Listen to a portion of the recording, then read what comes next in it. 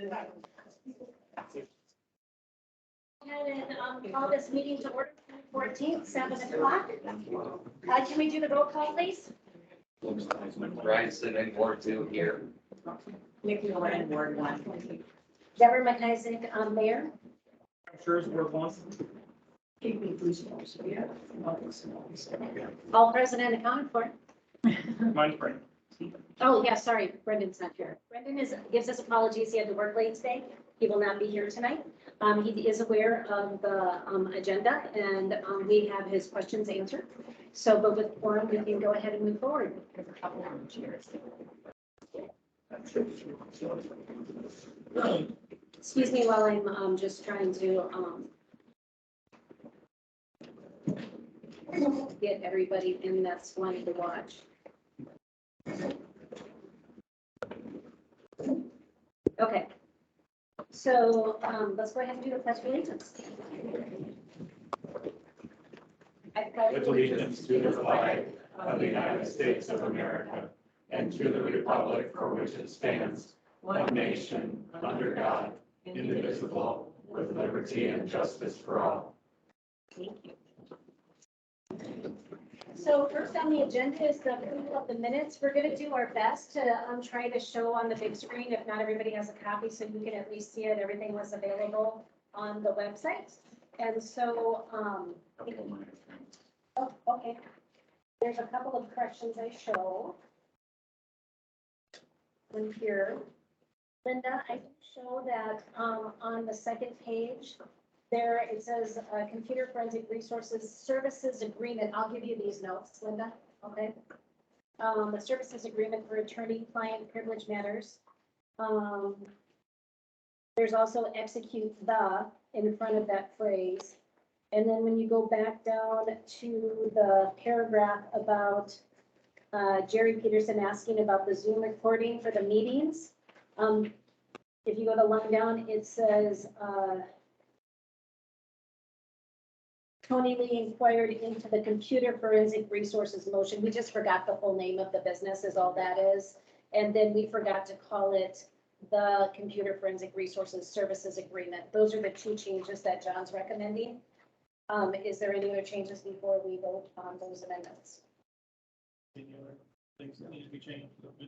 Okay, so do we need to approve? So I'm gonna need a motion to approve the amendments to the agenda. Motion. I'll second. And then, all those in favor? Aye. Anyone opposed? Since none opposed, the motion passes. And so now we need to make a motion to approve the amended minutes. And so I need a motion to approve the amended minutes. On the motion. Yes. Yep, Travis. Second. And then Rand. All those in favor say aye. Aye. Anyone opposed? Hearing none, motion passes. So we have the minutes approved for the 6-1 special session. Brian, would you mind giving that to Linda so she has the corrections? Thank you. Let's see here. Oh, forgive me, I have to keep looking to see.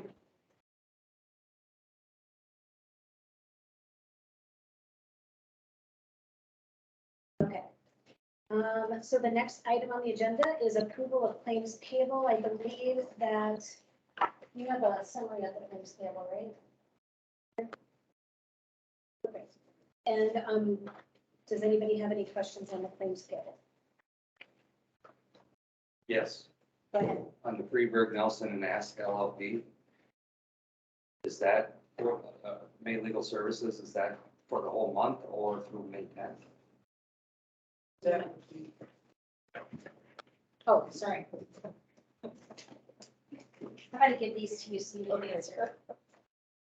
There you go. Linda's gonna look it up and answer. Okay. So Ryan's question is on the Freeburg Nelson and Ask LLP legal services for the month of May.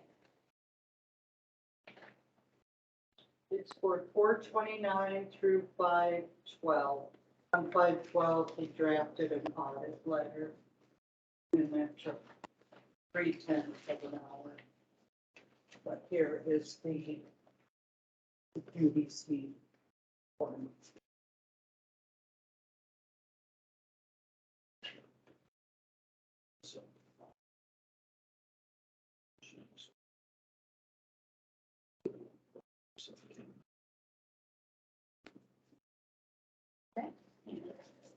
Thank you.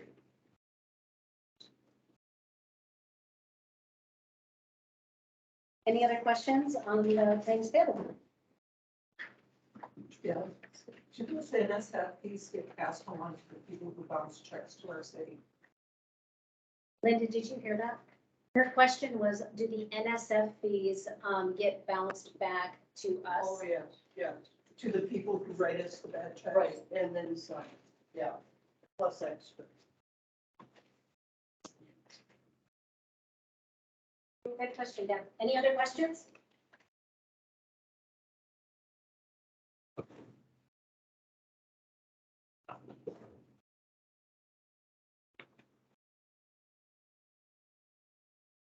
Okay, hearing none, I guess I just need a motion to approve the payables. Motion to approve the claim. Travis is beating everybody to the motions today. Okay. I know, come on, who's the second? Second. Nikki, you're falling short. Okay, with the first and the second, all those say aye. Aye. Anyone opposed? Hearing none, that motion passes, and we're on to public time. Anybody like to? Yes, sir, go ahead. Two questions.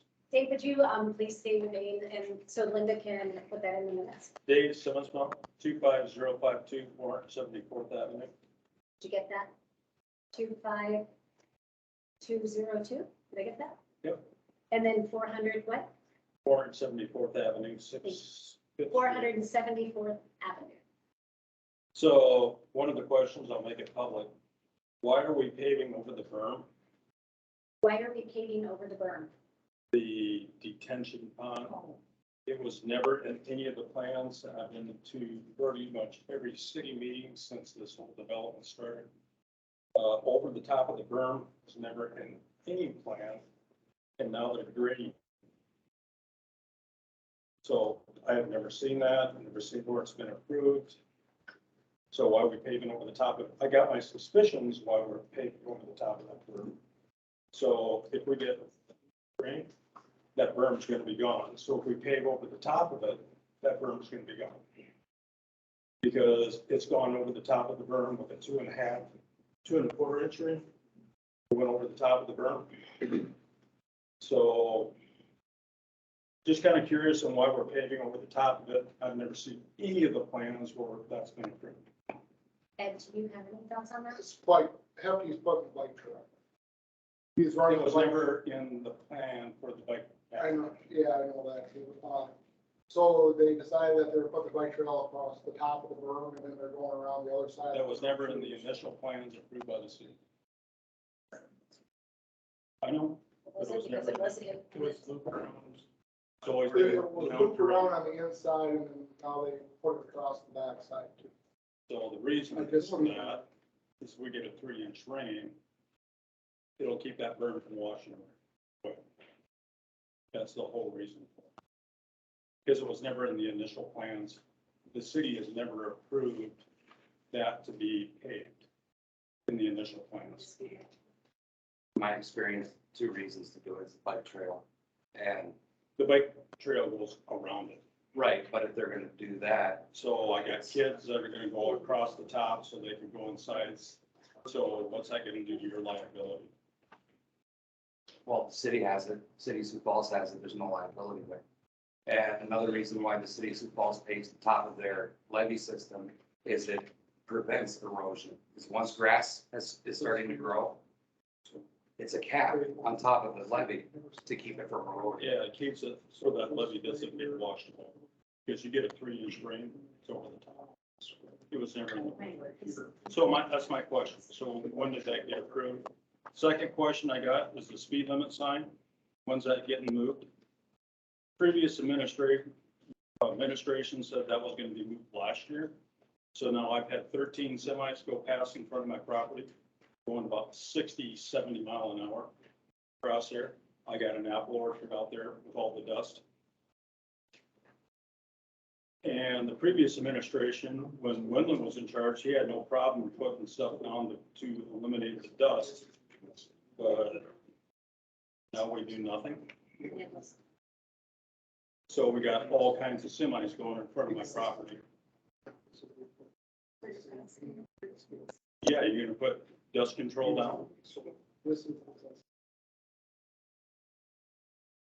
Forgive me, I'm still on your first question. No, that's fine. The fourth question? That's fine, they can research it. Okay, so are you comfortable with me giving an answer? Yeah. Okay, at this point in time, Dave and I had talked about this prior to the meeting. And if you go back to the initial meeting, and forgive me, I don't know if this month is correct, but the very first meeting that they pitched, I think it was January, when they came, 2022, 21, or 20? I want to say it's 2021. But I have to go back to confirm that. But there was a recording of a meeting when the individuals came with Banner and with Stockwell, and they pitched the initial concept of the addition, okay? In that initial presentation, bike paths were mentioned, and it was, at least on the side, the south side and the west side was part of the original presentation. That I know because I saw it. Come on in, sorry. That I saw because I watched it. I'm working on getting those recordings posted on the website, so you'll all be able to see them too. So I just wanted to be transparent that David and I had talked about that. As far as Ed can see, Here, but it doesn't, shows it coming out. okay. Okay, so there are some, It's hard to piece the pages together because they're not really designated, but there is indication. here's where that pond is. And here's the bike trail going down around the bottom side. And then the page that goes to is right. They got it pieced in there kind of on how it runs, so it's. So what Ed's trying to explain is the bike path is in the plan, but it's difficult to piece it together comprehensively because they're all in different sections and pieces. So he's looking for the piece that goes over the berm. Everything that was presented to the city council back in 20, when they first started this, nowhere did it have that there was pavement going over the top of that berm. Ever. That's true. I remember all the preliminary maps and things. There was no mention of, there was even a conversation about it. But, and I'm not defending one way or the other. Right. Right. Yeah, and like it said, it's got it going branched off, but the page, there's no page that shows the bottom side of the berm in the plan. So it shows That's everything here and everything here, but it doesn't show the bottom of the berm in the plan. Wish I had. Diana, do you have something? Well, I I just happen to have the Grant Park website. I've always had it on my phone. Sure. It's on their consumer website. This dark line, this is what's always been their Okay. indication of You the know, bike trail. and that does look familiar. Right. Yeah, you are correct. Right, and now, if this is, so this is the Grant Park edition.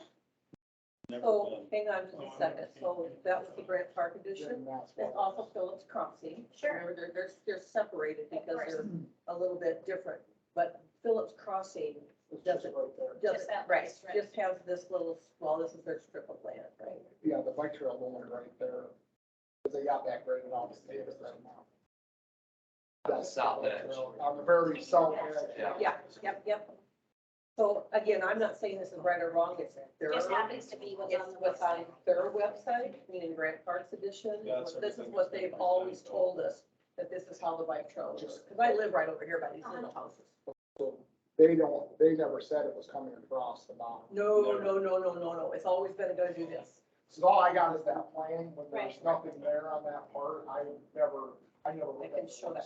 Well, and Dave, what we've done is, Yeah, that's- we've That's what requested, you've seen as well. I've got a bunch of different. Yep, that's the only thing I've ever known as well. I'm not saying it's right or wrong. I'm Right. just saying it's all I've ever. what we have done is requested, you know, any and all documentation regarding that.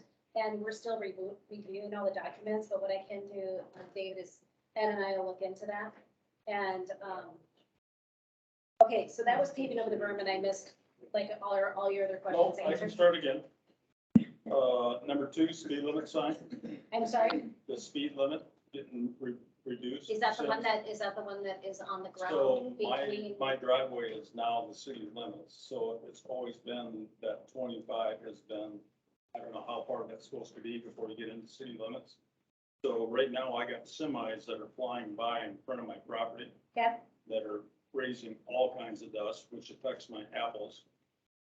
okay. Deb, if I can just tag on there, Deb Paulson, 416 Ludley, brought it up in a special meeting.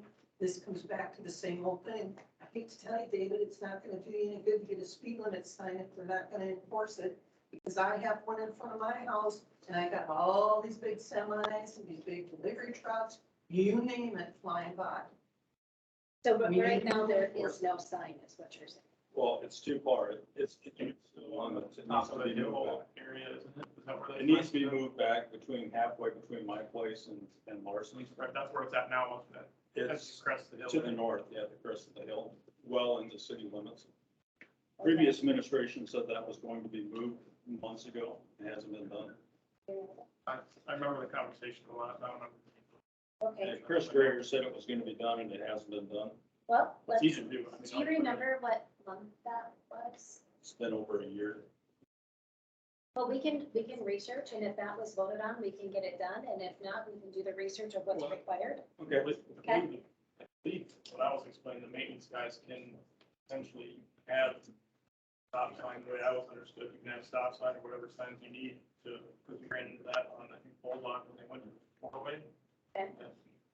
In Bulldog, so, I mean, as far as I understand it, what all they gotta do is just lay run out, put it on the ground. On a suitable place, wherever that suitable place is, I don't know if there's a legal place that. it I think needs to there's a be, but- legal distance. You know, I think Travis is correct on the statute, but it's been a long time since I've looked at it. So Dave, we're gonna review this. Yeah, And no, we'll that's get fine. you a concrete answer, Yeah. okay? Cool, what's your other one? So, and with the dust, because we got all those semis going across, we had 13 semis go across in front of our property today. And all the dust is being eaten up. Winland had no problem when he was a city administrator to put dust control down. And I'm sure you would love to have dust control put down in front of your property. We used to have dust control, but, But it's not happened. I've requested it for the last 2 years and it hasn't happened. Okay, But Minnehaha County came out 2 years ago because when 2 roads were shut down and they put the dust control down, it was awesome. We didn't have the dust. I had great apples, but right now with the dust, that affects all the plants, affects the trees. So Ryan, is there anything we can do is on there dust? anything that we do for dust control in the city that you are aware of or that we could look into? Just talk to BX and put chloride down. Okay, Is there something you could do with the township? Since they pretty much maintain. We would have to coordinate it, they'd have to blade it, and they'd put down. Right. That's- It's their Well, I road. mean, that's what we've done before. It's Yeah. their road. Joel Hazel or Dennison. and they blade it on a fairly regular basis. I mean, But right it's- now, the township is blading we got an agreement, so the township is blading city property. so Ryan, do you mind taking the action item of looking into that so we can get some solutions? Yeah, okay, thank you. Consider forcing. Okay, what else we got? What is the standoff from side to side on property lines? Because right now, that new bike path they're putting in, what I understand on the county side is 7 feet. I think the city is also 7 feet. So I measured from their stakes, you're only 5 feet off my fence line. Okay, so what you're, if I understand correctly, what you're asking is what is the setbacks? Right, Side to side. From Okay, your property frontage, so if it was in town, you got to be 25 feet off the backside of your sidewalk. Mhm. You go side to side, so houses have to be 7 feet from your property, that's my Line, understanding. right? Yeah. So if you're putting in a bike path, right now it goes from 6'10" down to 5'4". So where those stakes are at right now, so your bike path isn't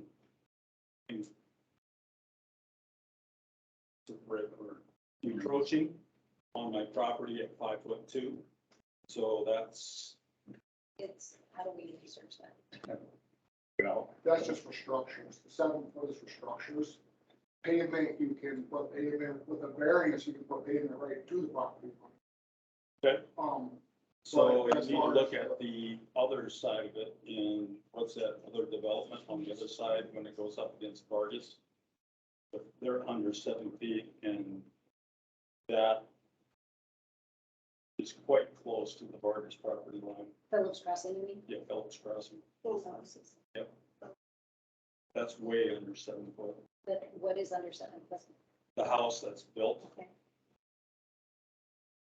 I can check those. So the house Yeah. setback, and here's a second, house setback. and just Phillips wondering what the Crossing. setback is, and if you could put the bike path that close to my property line, I'm just kind of curious about that. Depends if there's an easement there. Exactly. Because if they would have You gone said through with the setbacks. bike trail behind my house, I would have lost 5 feet in my yard. Mhm, Because that's where the old easement used to be. mhm. So if there's an easement, there's nothing you can do. And it is in the plans that it's a designated bike path easement.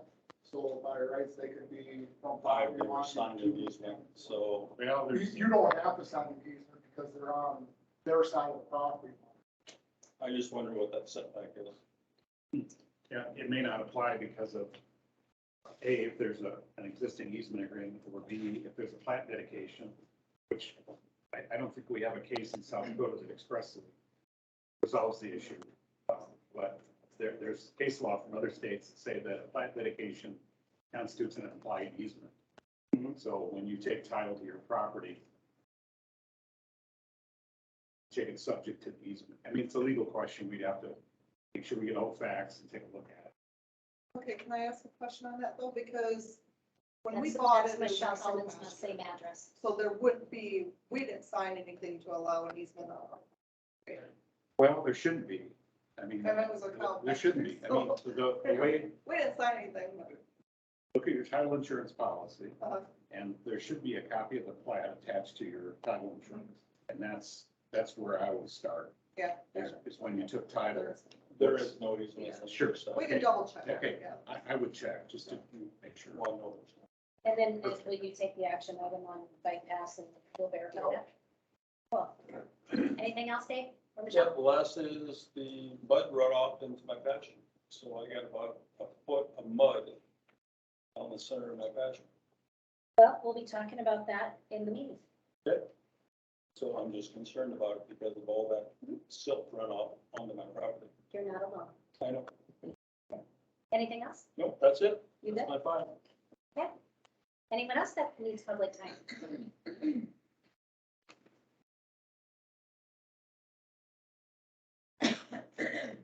We good?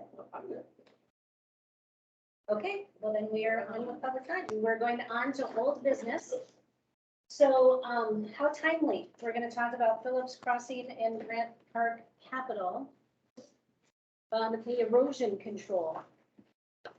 And I'm gonna turn this piece over to you. If you guys aren't familiar, this is Ed Wilson. He is our new president of planning and zoning. I've asked him to do some research on some issues that have been made aware of us by many, many citizens, and it primarily stems around erosion control.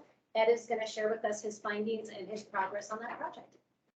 Okay, so, shortly after the last election, I contacted the state of South Dakota. Not as just planning and zoning, but also a resident that has property that's adjoining Phillips, or, Grant Park addition, not the Phillips Crossing, Grant Park.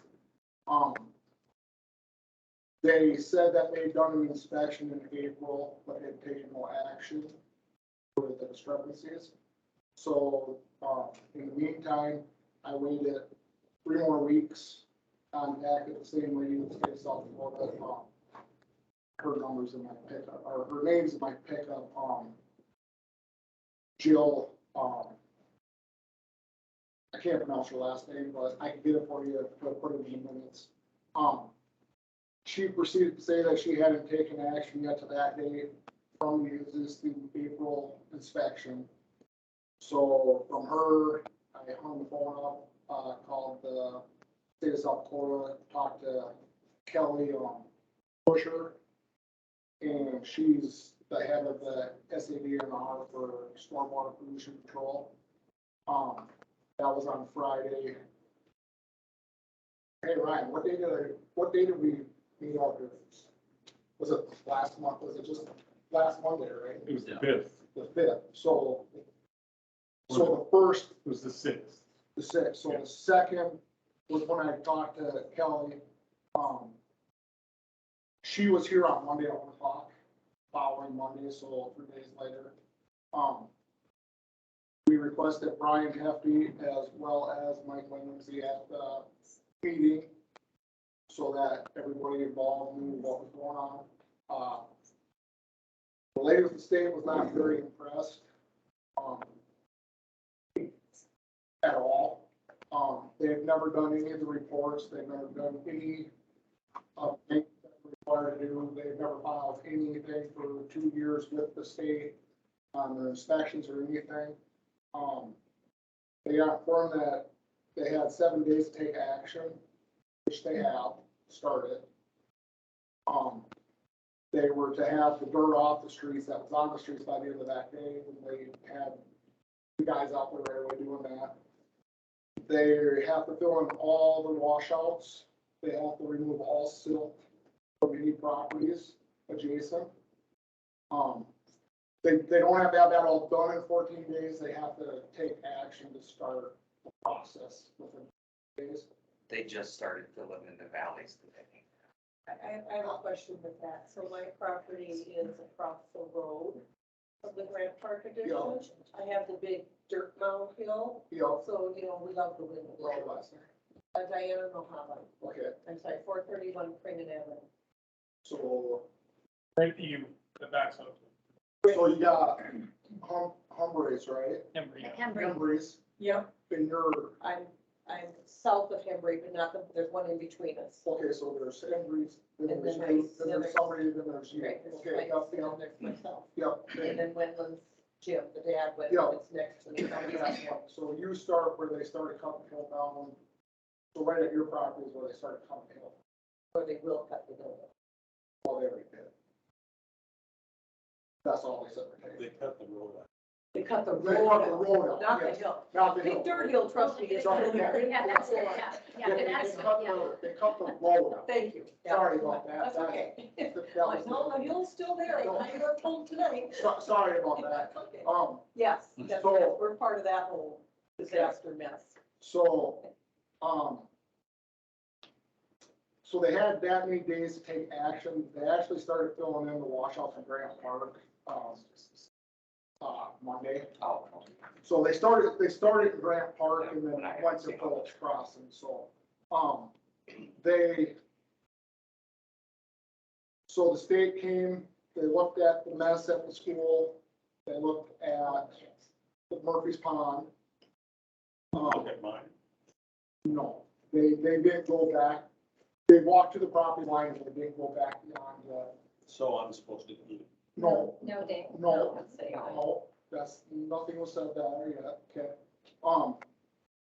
So in the inspection, we come up and they got a big list of things that are correct and that they have to take action on.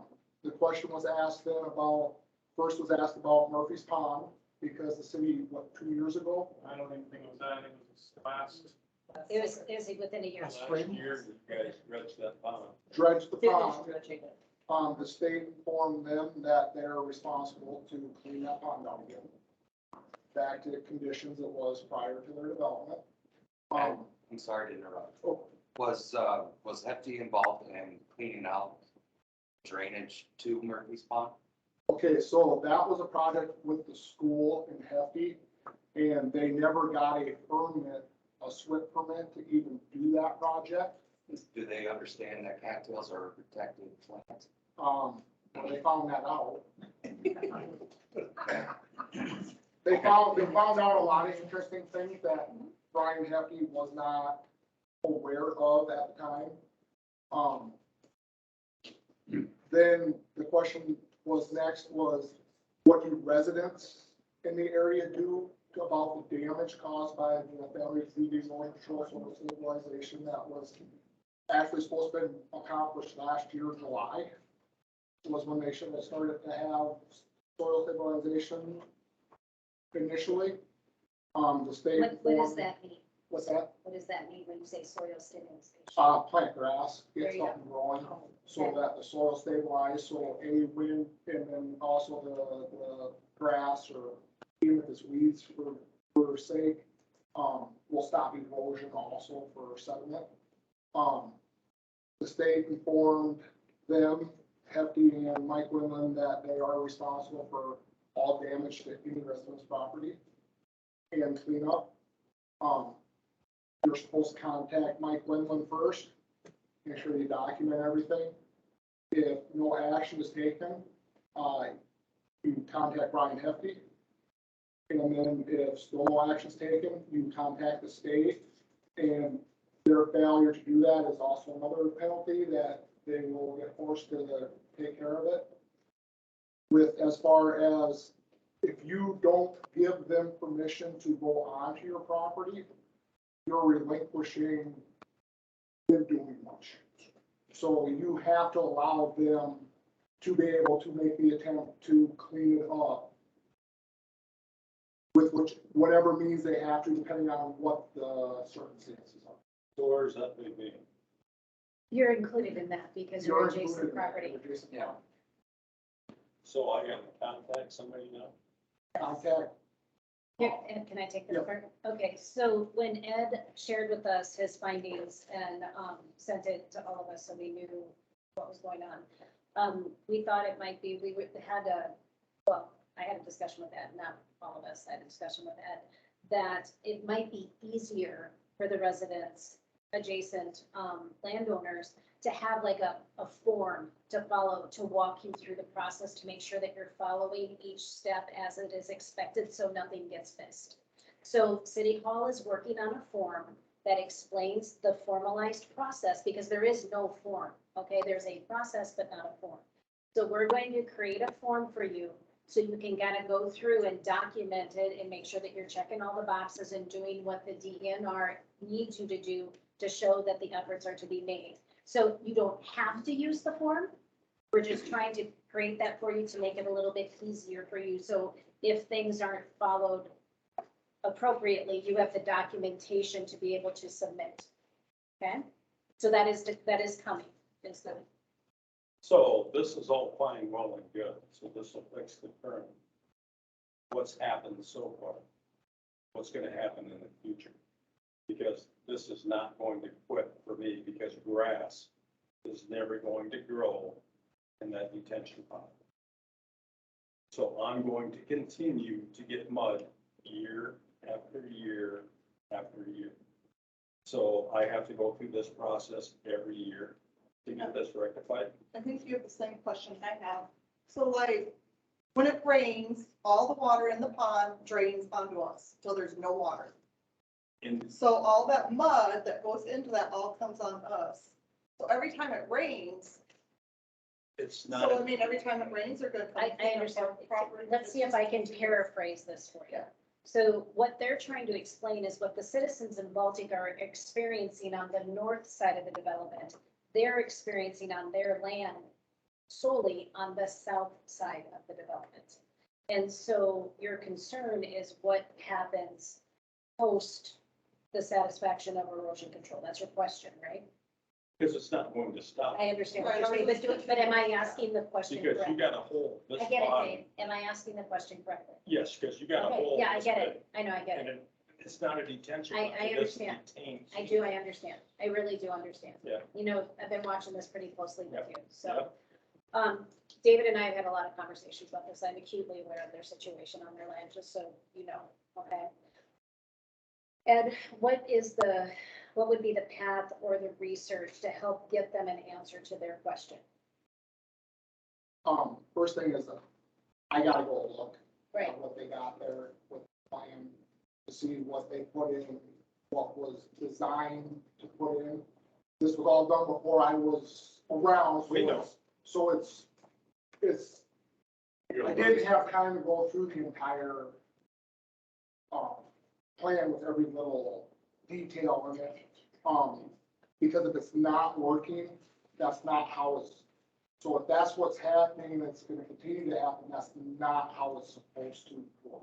Right. So if it's not how it's supposed to work, then Banner that designed pond has to figure out what they did wrong so it gets fixed, because it should not happen It's gonna happen, continuously. it's gonna happen everywhere. And when you're looking at those plans, Ed, the hole is supposed to be at the top.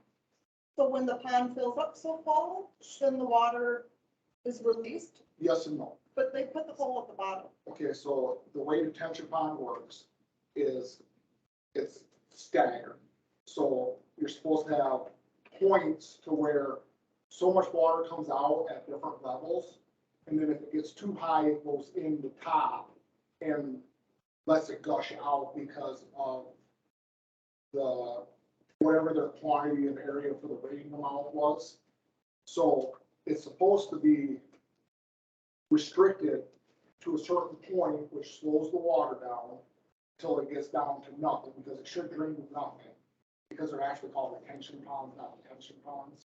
A detention pond is to collect sediment also, and remember, this one's more designed as a retention pond, which is where, so say here you got 2 holes, inch size, here you got 3 holes, 4 holes, and then up, and then at the top is where the overflow is supposed to be when it gets so high. One hole. Okay, so, and that's what I'm saying, I didn't know, I haven't been there to look at that part yet, so I can take the plan and look at what they designed. It doesn't retain anything.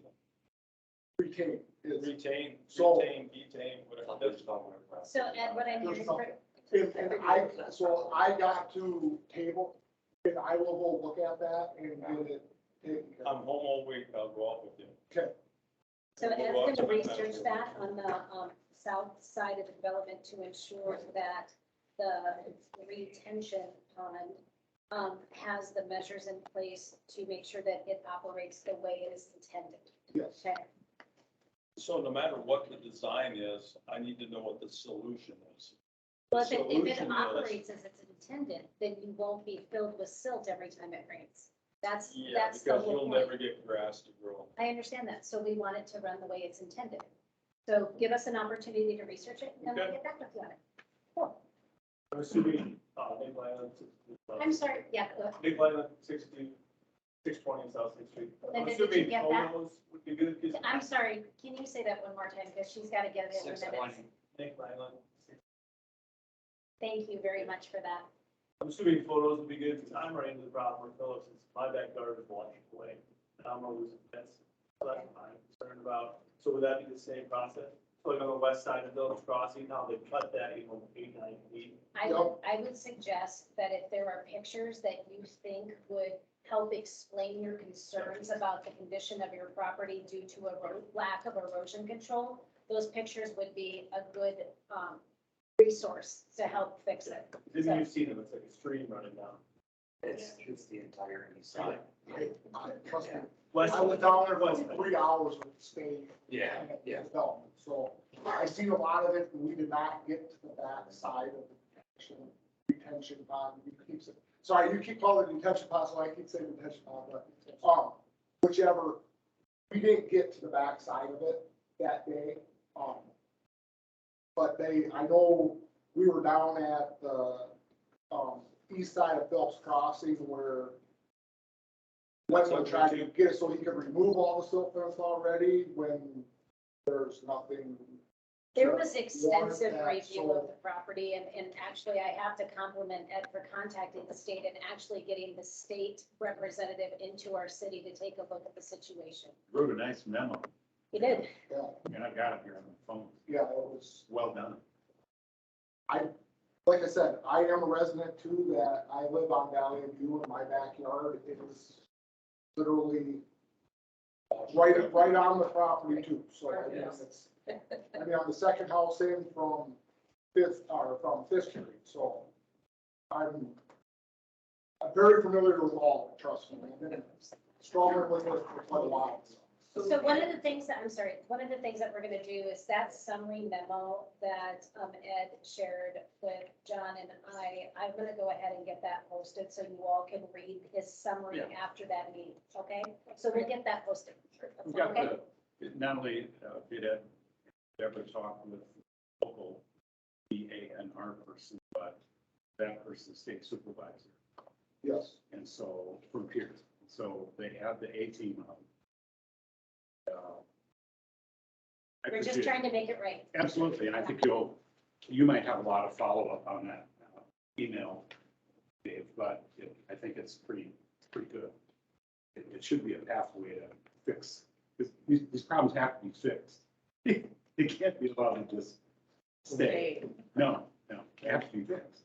So John, when you say fixed, do you mean correct the cause? Yeah. As opposed to Band-Aid? Yeah, and the developer's got to pay for it. You can't Cause and downstream. repair the In damage. South Dakota, you can't change a water course and have no recourse for these situations.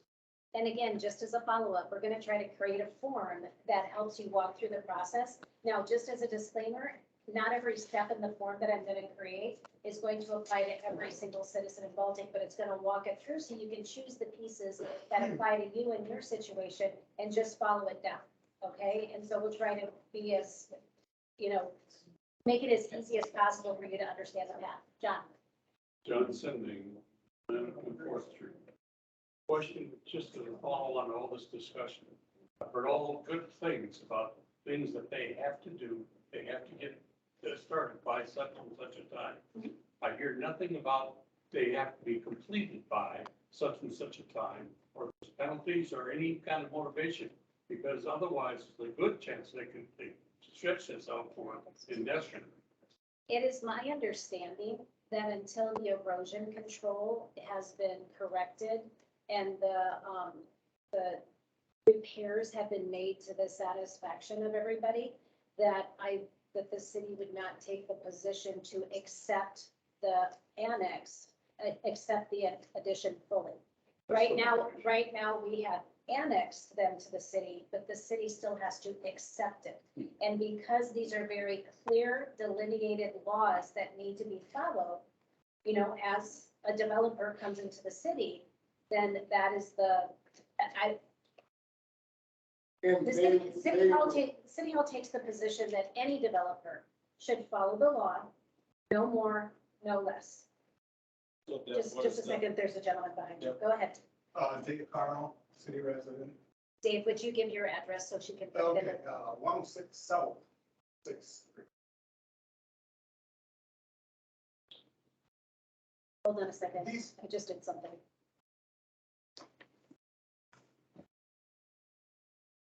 I'm sorry, technical difficulties. Bear with me. Do you live on the house? Pardon me, Which house? 106 South, 6th. Yeah, but, I have a hard time remember which ones, which, It's across from the ball field. so you're on the north side of Lubbock? Yes. Yes. Yes, okay. It's south, but I'm on the north side. That's why I have a hard time remembering, because somebody said there was switches to going to the south, and I didn't think so. 5 blocks to the north. Yeah. Everybody who I try to explain this to thinks I'm a swearhead. That's in the ball field, I got that.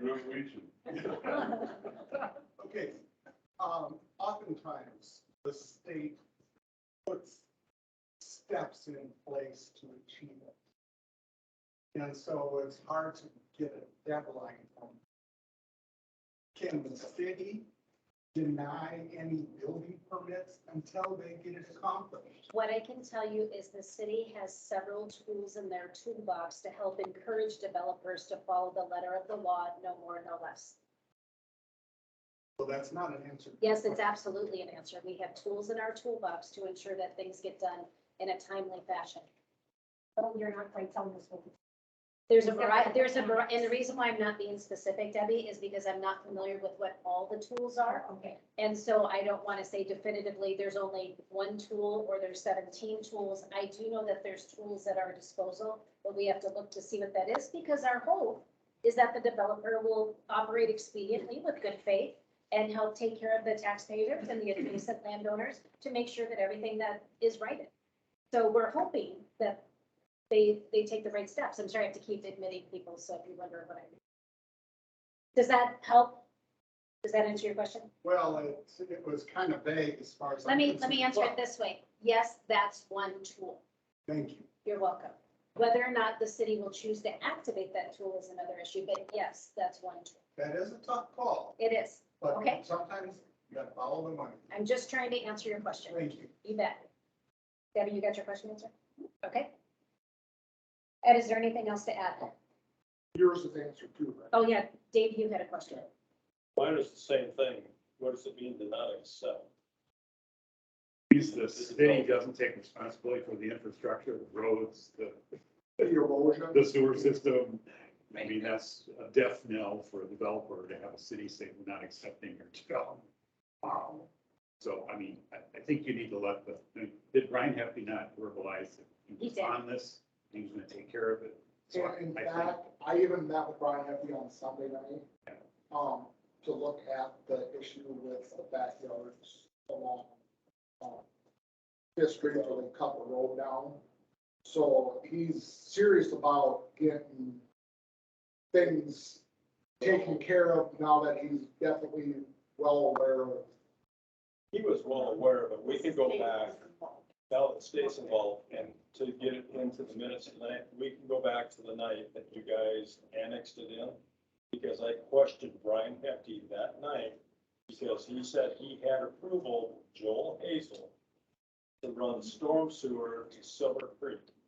Him and Mike Windland flat lied to this council and said that they had approval from Joel Hazel to run storm sewer to Silver Creek. And I questioned them that night.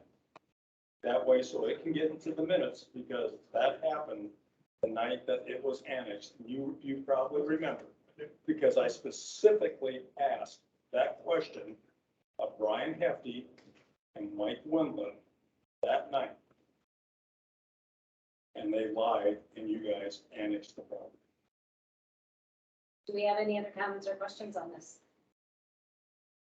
Ed, do you think you've covered everything sufficiently?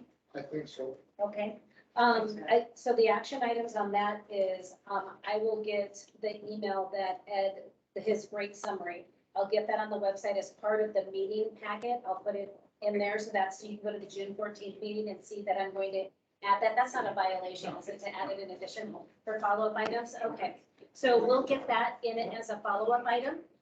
Again, City Hall's gonna work on that form, but I think it probably makes sense that that form takes a different place in the website. So that way it's easier to get to rather than going into the calendar to dig in for that. So that will not be added to the meeting per se, because it's gonna be a follow-up item, probably a subsequent meeting it will be part of, but I will also put it on the website so everybody knows where it is.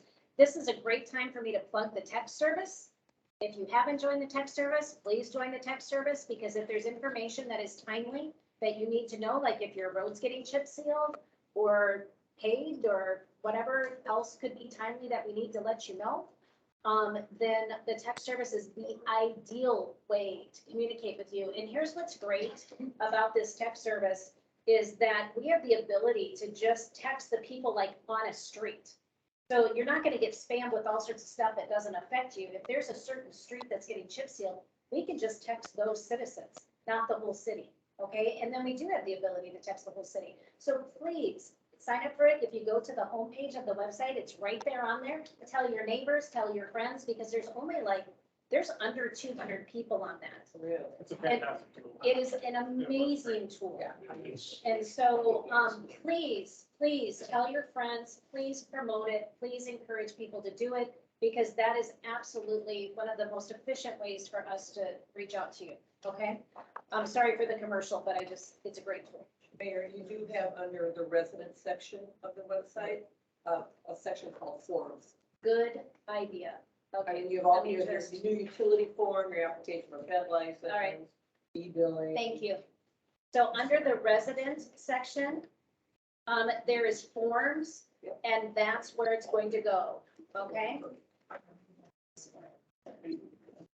Sure, thank you for that suggestion. Okay, so, I think that we have covered erosion control. Let's go on to another fun topic called Fourth and Fifth Street paving project. So we're all aware that last July, from the last meeting, we had an item that was approved by the previous administration for the tune of 90, I'm sorry, I don't have this for everybody. Do you don't have this either, do you? Did we add that? Okay. So I can I place this? Because this is a bid. Can I do that on the website? It wasn't competitive bid, was it? I don't know. It's under the bid. Oh, wait a minute. All right, we're gonna look as to whether or not we can put this bid online. I'm not sure because it has financial information. So there were two separate quotes. We'll call them quotes. There's two separate quotes. One was to pave Fourth Street because it's 20 years overdue. And then one was to take care of Fifth Street as part of this whole development process, okay? So, Double H Paving, which was the company that produced those quotes, they called me this week. Last week? Last week. End of last week. And they were asking, could they move forward with it? Because they were planning on paving the bike path. And so we looked into this, and then I checked with Linda and I checked with Ryan, who are both fluent in Banyan, our accounting software. And there is not an allocation for both of those projects in our budget this year. So we had to take a look and see what we had in the streets budget to see what we could use to do these. And we only have enough money in our streets budget to be able to do Fourth Street. So, so we're in a situation, do I need to have a motion that we approve to move forward with Fourth Street, or how do we handle that? But I have a question about that. Sure. So when that was done last July, Mhm. it was to have been allocated in the budget. It was approved. There was a At that time. supplementary, what's it called? Supplementary budget. Request. Appropriations. Appropriation. Thank you, that's the way, it was a tough word, couldn't remember. Appropriations, yes, there was a document there. Yes. However, when we're going into the street maintenance budget, the money's not there. Let me put it this way, all of the money is not there. Okay, so because they're in town, they're asking to do the job. What I'm trying to figure out is, because they are two separate quotes, I'm going to present to the council that we choose to move forward with the Fourth Street one, which we have money for, but hold off on the Fifth Street one because we don't have enough budget to pay for that. And now What does hold off mean? it Till- I guess hold off would mean until we have money to do it and figure out all the stuff that's going on at Fifth Street and those types of things. Now, there's some information that's coming on later in the agenda that's pretty obvious that might help us find that money. But as of today, in the appropriate accounts where that money should reside, there's not enough to do both projects. Okay? Okay, so the bid limit is 100,000. So one was for 40 and one was for 98. You look like I you had wasn't thoughts. there. Well, No, you weren't. I gotta see the minutes. I don't know how this was handled. Pardon me. It's recorded. You let me- Well, I understand that, but was this bid as one project? Well, I think there's two because there was two separate quotes from each other. I believe that's the way it was, yeah. I don't remember. the They were intricacies of considered it. two. They were considered, and every time they voted, it was two separate votes. I don't believe so. Yeah. I don't believe Okay. so. It's I one of believe it those. was presented for the two for the cost, what it would cost to pay Fourth and pay Fifth, but I believe the vote was to do them both together. I don't think there's a separate, let's vote on Fourth and then let's vote on Fifth. There was not, it was all together. It's not, it was separate. So there weren't I could be any, wrong. there weren't requests for proposals from different contractors. There was just, I think it was just that one because they were in the area. on Yeah. other projects. Again, I think that goes back to Hefty and what he was doing with the bike path agreement for the development and how they jumped on I believe that. the intent was to save on mobilization costs and save on, you could piggyback your cost of materials off of projects that are already existing. That time to get a better deal versus. It allowed it to lock in the price. Right. So that was my, Knowing that if we went, sorry, to interrupt you, knowing that if we went, waited a year or two, or whatever it would be, that $40,000 project and it would cost 65 and then $98,000 project cost 100. sure. I mean, you And could, that was my recollection, is that there were two different pricing. But my recollection, You could be we got right. it together. Actually, what I recall is that it was presented that because the paving was being done by the same company that was doing the paving in Grant Park, we were going to benefit by the same discount that Grant Park, the Grant Park developer was getting. For sure, that was the pitch. That was Yes, and absolutely the Travis. pitch. We just didn't. Oh, get sorry. the Yeah, things well, basically, that grant Sorry. okay, for completion. okay, but let's look at the $98,000 proposal. Final invoice to be based on in-place quantities. It can't exceed 100,000. Can't. So, It can't exceed the quoted amount, can it? well, it's this final invoice to be Right, based but I'm on, saying that I it don't know. can't exceed, normally when you, well, No. approve a contract like that, it can't exceed a certain amount. Well, the recent language is you've got unit price bidding. I mean, So if it took 4 extra tons of asphalt, it would put it over the $100,000 and it can't be. But generally, you approve a project up to that amount, not over the amount, to save you from running into that.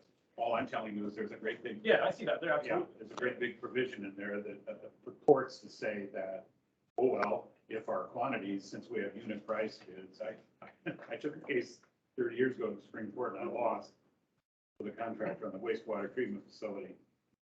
Because the change order wasn't competitively bid, and the Supreme Court said, too bad, so sad, you just made a donation to the city of Sioux Falls. So these laws are very harsh when they're applied, and so, Quite, in the July 13, 2021 regular session in under business, item D was a motion made by Center to approve the, or what's, sorry.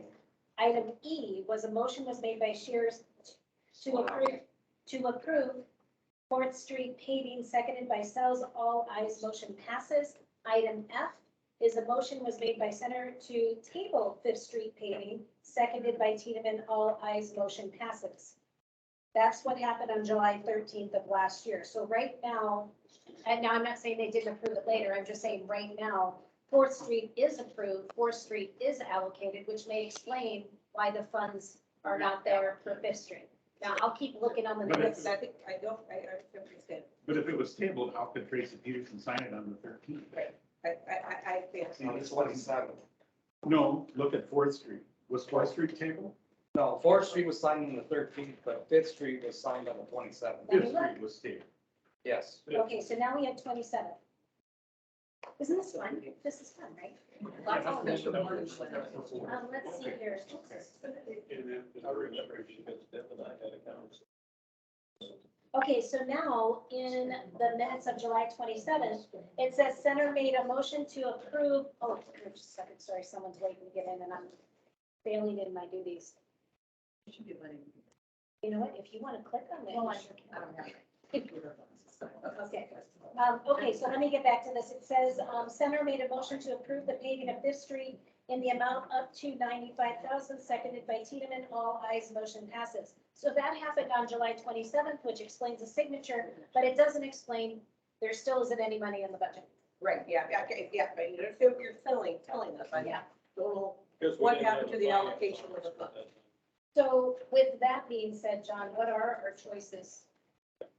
I know they're both approved. Am I hearing this correctly? You want to proceed with the 4th Street project? We have the budget for 4th Street. It was something that was approved upon initially being proposed. I think that the council should consider moving forward with that. For those of you who aren't aware of this project, 4th Street was a street that is south of Johnson and Kringen, and there's 2 residents that are on there. It is city limits. It's been city limits for well over 20 years, and it's never been paved, and it has been consistently overlooked as a paved road for decades. And so I think the council should consider getting that done and rightfully paving that road after 2 decades of taxpayers paying their lawful street fees and maintenance and, their yardage, everybody pays that fee in the yardage, that they actually get the benefit of payment like every other citizen of Baltic. And I will add that that was the exact argument past council That's right. made to approve that. Agreed, 100%. Well, thank you for pointing that out. Yeah, 100%. 100%. So I'm going to put that to discussion of the cuts since it's not my decision to make.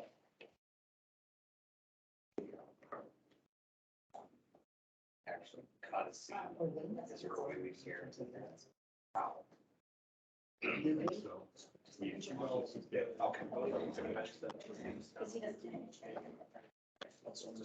Right, right. It's be up to him, so what was the? I know, but then we got more to speak. That's why that's. Well, and that's already approved. I guess. So we just, so basically, so we don't have to. You don't have to vote on it. Already been approved. So you can go forward with this without, Okay. You can make a motion to proceed. I don't even think you need to do that. well, it's already been signed and all that stuff, so. Okay, so we were trying to figure out, can we all rope together so people can hear? Because the people that are home can't probably hear if there's a lot of back conversation. So I just want to bring us all together again. We were having a discussion here of do we even need to vote on anything? Because it was, we okay? Okay. Because it's already been approved, because there's budget allocated, there really isn't anything necessary to vote on. And so I just wanted to bring to light and let the citizens aware that there isn't budget for the Fifth Street project. And so we may have to hold off on that until we figure that out. And so with that being said, I guess we just, Brian, we tell Double H to move forward on 4th Street. Is there any other considerations of the quote? That, is there any reason why we? My concern with the pavement job is, I just asked Ed about it, was, some companies, not saying Double H does it, but some companies, when they get to the end of the road, they'll just taper down to nothing and drag out what they have left in their hopper.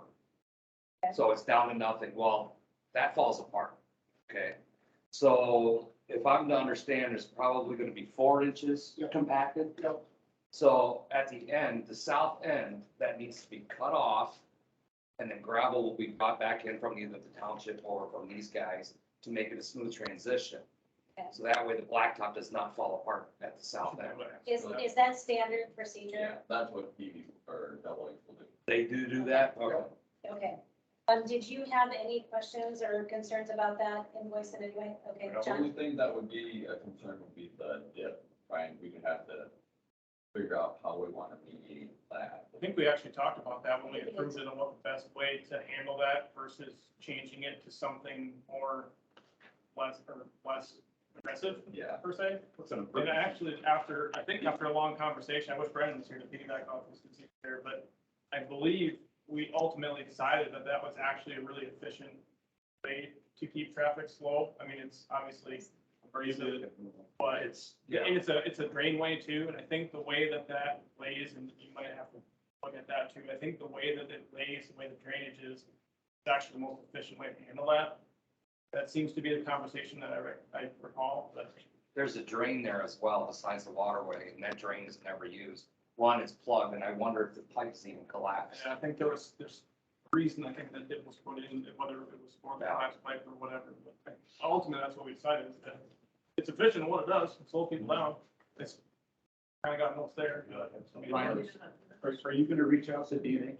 Yeah, I would have an email exchange where they agree to do what Ryan is suggesting about. The seam. Just have them, just have them confirm that.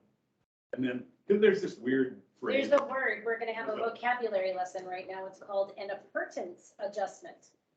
And, what that means. John and I are pretty, we got a pretty extensive vocabulary. Both of us are like, what is that? Excuse me. Appurtenance, appurtenance. Well, actually, it's a dry. Appurtenance, appurtenance, okay.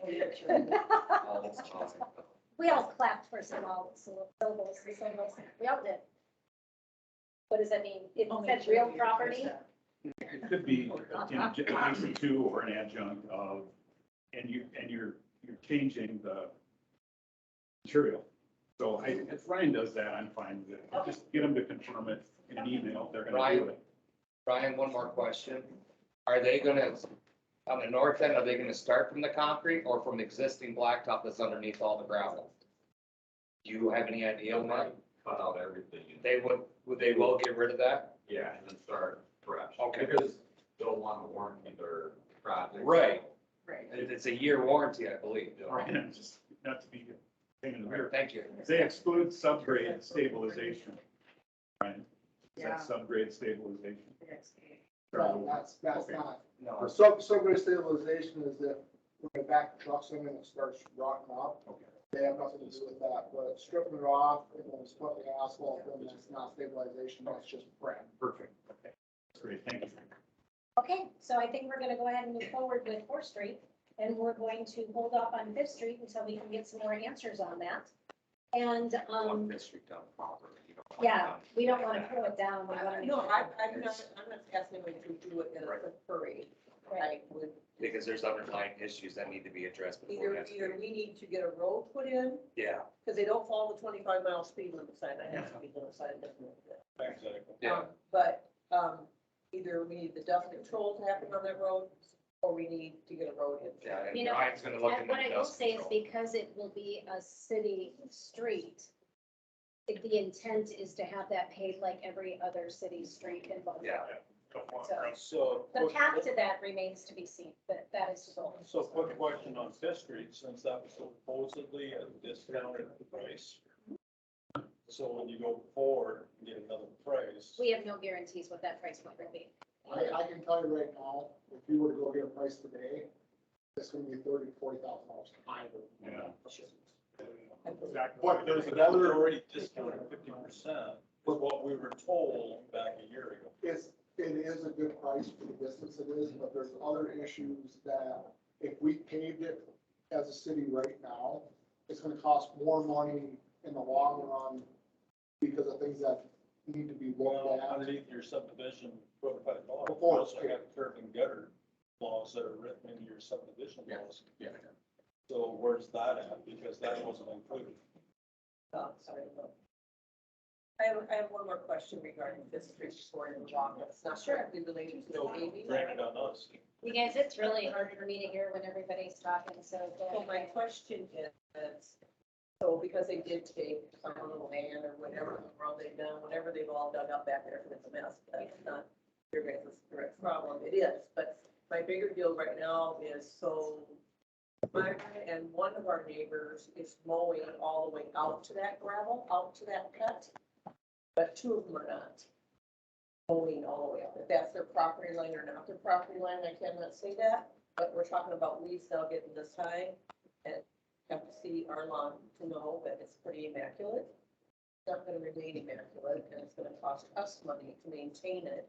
I want the because our record to neighbors- show that Nohava's yard is beautiful. It is.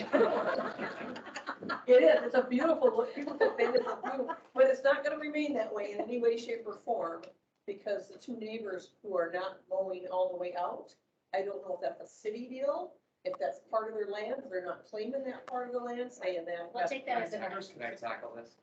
Yeah. Okay. I work for the street department in Sioux Falls, and we've been in contact with the county and the state about that very issue. Okay, what they told us as mowing ditches, every road is different, okay? If there's a curb and gutter there, it's not the city's responsibility, it is the business or owner, okay? If there's no curb and gutter, then city or county, depending on, or township, depending on the road, is responsible to the bottom of the ditch. There's no ditch, right? You feel it. It's just flat, Oh, no, it goes like this and then it's a drop off. okay? Depending on where you are on the property. Some of ours goes direct out to the gravel. Correct. Some of it has a drop off. I know Hembry's had a huge drop off. I mean, there's just, Yeah, it's just where they cut in because they took eminent domain to take part of the road. How about Ryan, you drive by and I'll let's do, figure I'll it, do a figure it. drive-by and I'll talk to you about it, Ryan. I'd say that's something probably to call. Yeah, And again, goes into the multiple layered question. ironically, that your husband brought up at the last meeting. And so there's a lot of things that we need to look into to make sure that we understand the process that happened, because Travis is our lone survivor, that was included in that process. And so we're still gathering documentation, we're still gathering the information that we need to be well educated and informed as to what happened and when. I just wanted it in the meeting minutes so we can know what we're gonna do about it next. I'll look into it and see, Yeah, weeds. see what I can find out. So that brings up the overall conversation of noxious weeds throughout the whole Grand Park Capitol and that ditch. Even your lots up there along Lovely, the dandelions, there's been no weed control whatsoever within the city. So we got a lot of weed issues. Sorry, guys. Brian, we verified the price on 4th Street, right? Yeah, this, all this. Yeah. total. Yeah. Yep. And he knows that there's the chance that we'll only be doing 4th and not 5th. Is that I right? haven't talked to him, yeah. Okay, all right, so, we had a citizen, you can put Zach Nevin on the question, that it was his impression that the pricing that we got was because 4th Street and 5th Street would be done together. Okay, That's my understanding. and so, so we need to verify with the vendor to make sure that they're still willing to do 4th Street at that price. I don't know why they wouldn't, because they're in town, which was the compelling reason, but we'll find out.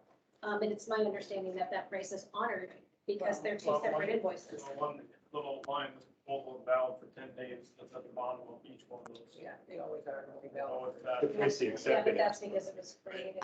Oh, yeah, she accepted. She Yeah. did within, the So detail. we accepted within the time frame, so I don't see any hiccups. I don't see any condition. One thing I did notice there though, that approved 98, we only approved up to 95,000, so that's gonna. Yeah, that was the motion. Meeting minutes. I think that, No, I just read it, I yeah. can't remember if that was the opinion of probable cost from Banner, and that's what we approved on, or if that was the correct information. Look how much we're all learning together, isn't it fun? Active citizenship is a beautiful, beautiful thing. It's like running a hospital. It is. Okay, so 4th and 5th Street paving project, that fund has been put to bed so far with several action items. So on to mowing service, we've also been trying to get quotes. So we know what to do. As you all know, we were in an emergency situation because we didn't have the staff or the resources to make sure that all of our land was getting mowed. And so we engaged in the service of a company that has been mowing our parks weekly, so that way our citizens can benefit from that. And we're still not fully staffed yet. And so what we're trying to do is get competitive quotes so we can evaluate whether or not it makes sense to hire a team to mow or stick with the service, and which service. We are having one heck of a time trying to get those quotes in, but we're still working on it. We haven't gotten the competitive quotes in. We fully anticipate those quotes will be coming in before the next meeting, so we can discuss it and make that decision. Apologies for the delay on that conversation, but we can't make people give us quotes. And so we're going to continue with the current process. That's right, you can. You can send an RFP with a deadline of such and such a date. I know, but then it complicates it, because then you got to do an RFP process, and it's not, the amount isn't really warranted. And so, but yeah, I mean, we have every reason to believe that the quote should be coming in, and we've called multiple companies trying to get this. And so, working on that, still in process. Out of curiosity, what Sure. did it cost to do the mowing service at one time? Or have we had them do it more than once? Yeah. What does it cost on a weekly basis? It is, because we're going to be in a bid process, I don't necessarily want to talk about the number, but what I can disclose is that it is, Brian and I did the math on it, and it's comparable to staff. So when we were doing the numbers and trying to figure out what it would cost if we did it ourselves versus the service, it is right in there, which is why we're comfortable continuing with the service for now.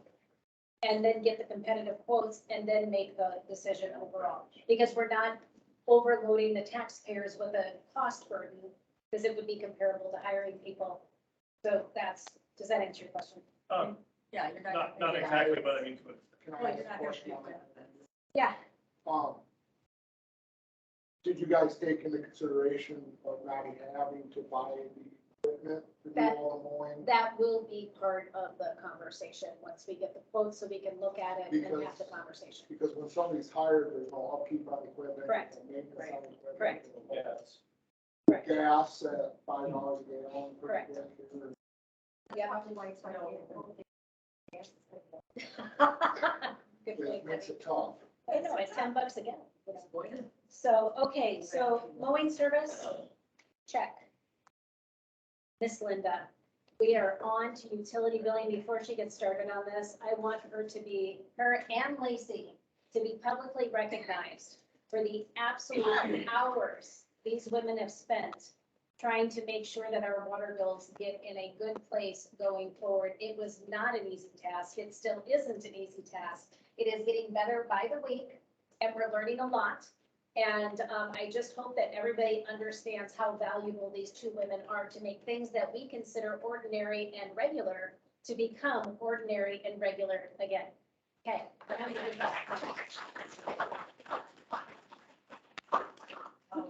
Yeah, Lacey and I have been working on this. She put together some figures. We have a total of 476 bills. Direct mail, 376. Emails, around 56. Wrong emails were 11, so those people didn't get a bill until they called, or we noticed they had the wrong email. We didn't receive, people didn't receive that called us 6. We sent out 26 late notices. And it seems to me that the main thing is the emailing, that there's something going on there. So that you can call it emailing or automated billing service, because when you do the automated billing service, there's an email that goes out, Yeah, correct? I just don't want people to get confused about it's not automated pay, because I don't want people to panic, think their auto pay's not working, because that's working fine.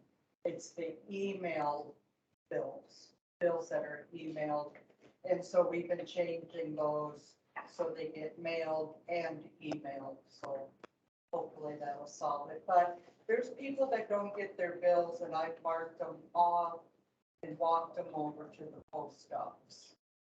They don't get their bills, so we can't do anything about that except.